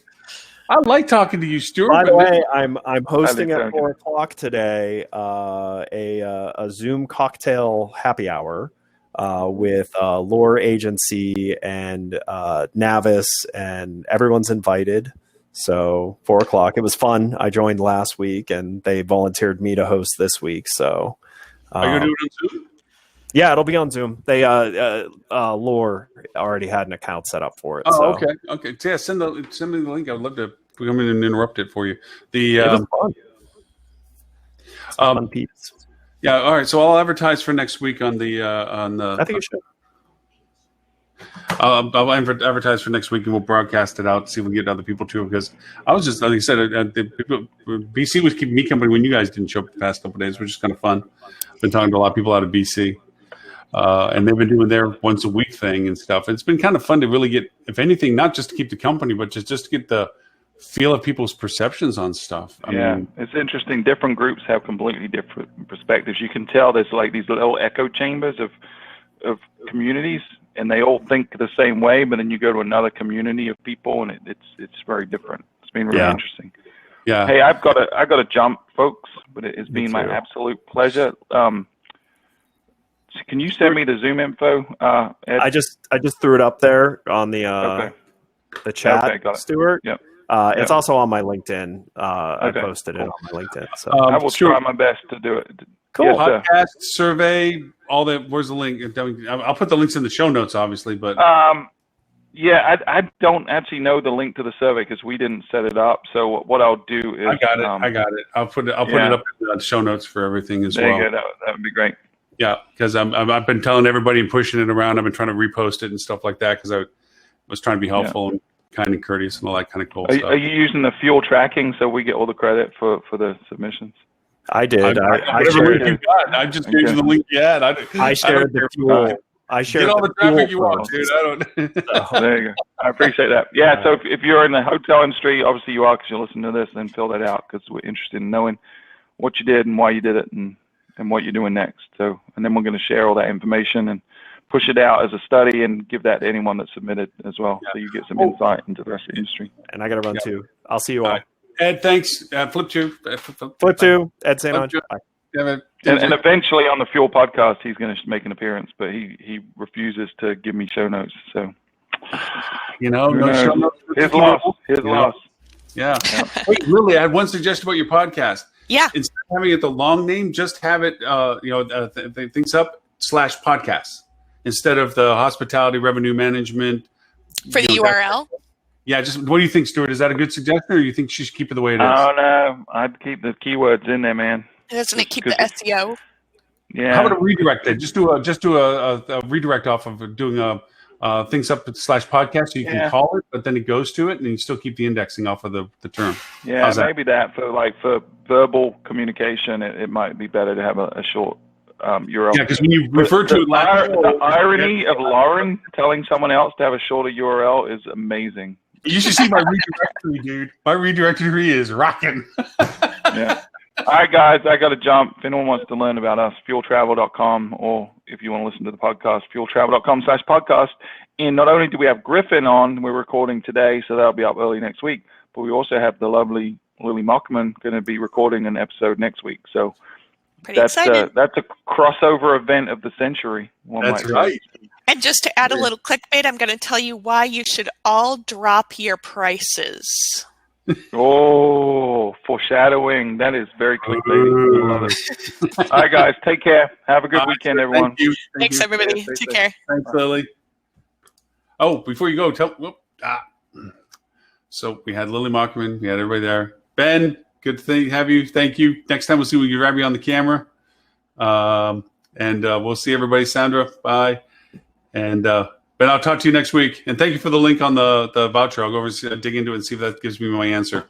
But that was one of my secret plans to take over the universe questions for you. So we'll figure out if... grab a time on Monday. Love to catch up with you guys and see how you're doing. Hope you're safe and healthy and everything else. So you guys have fun. I'll talk to you soon.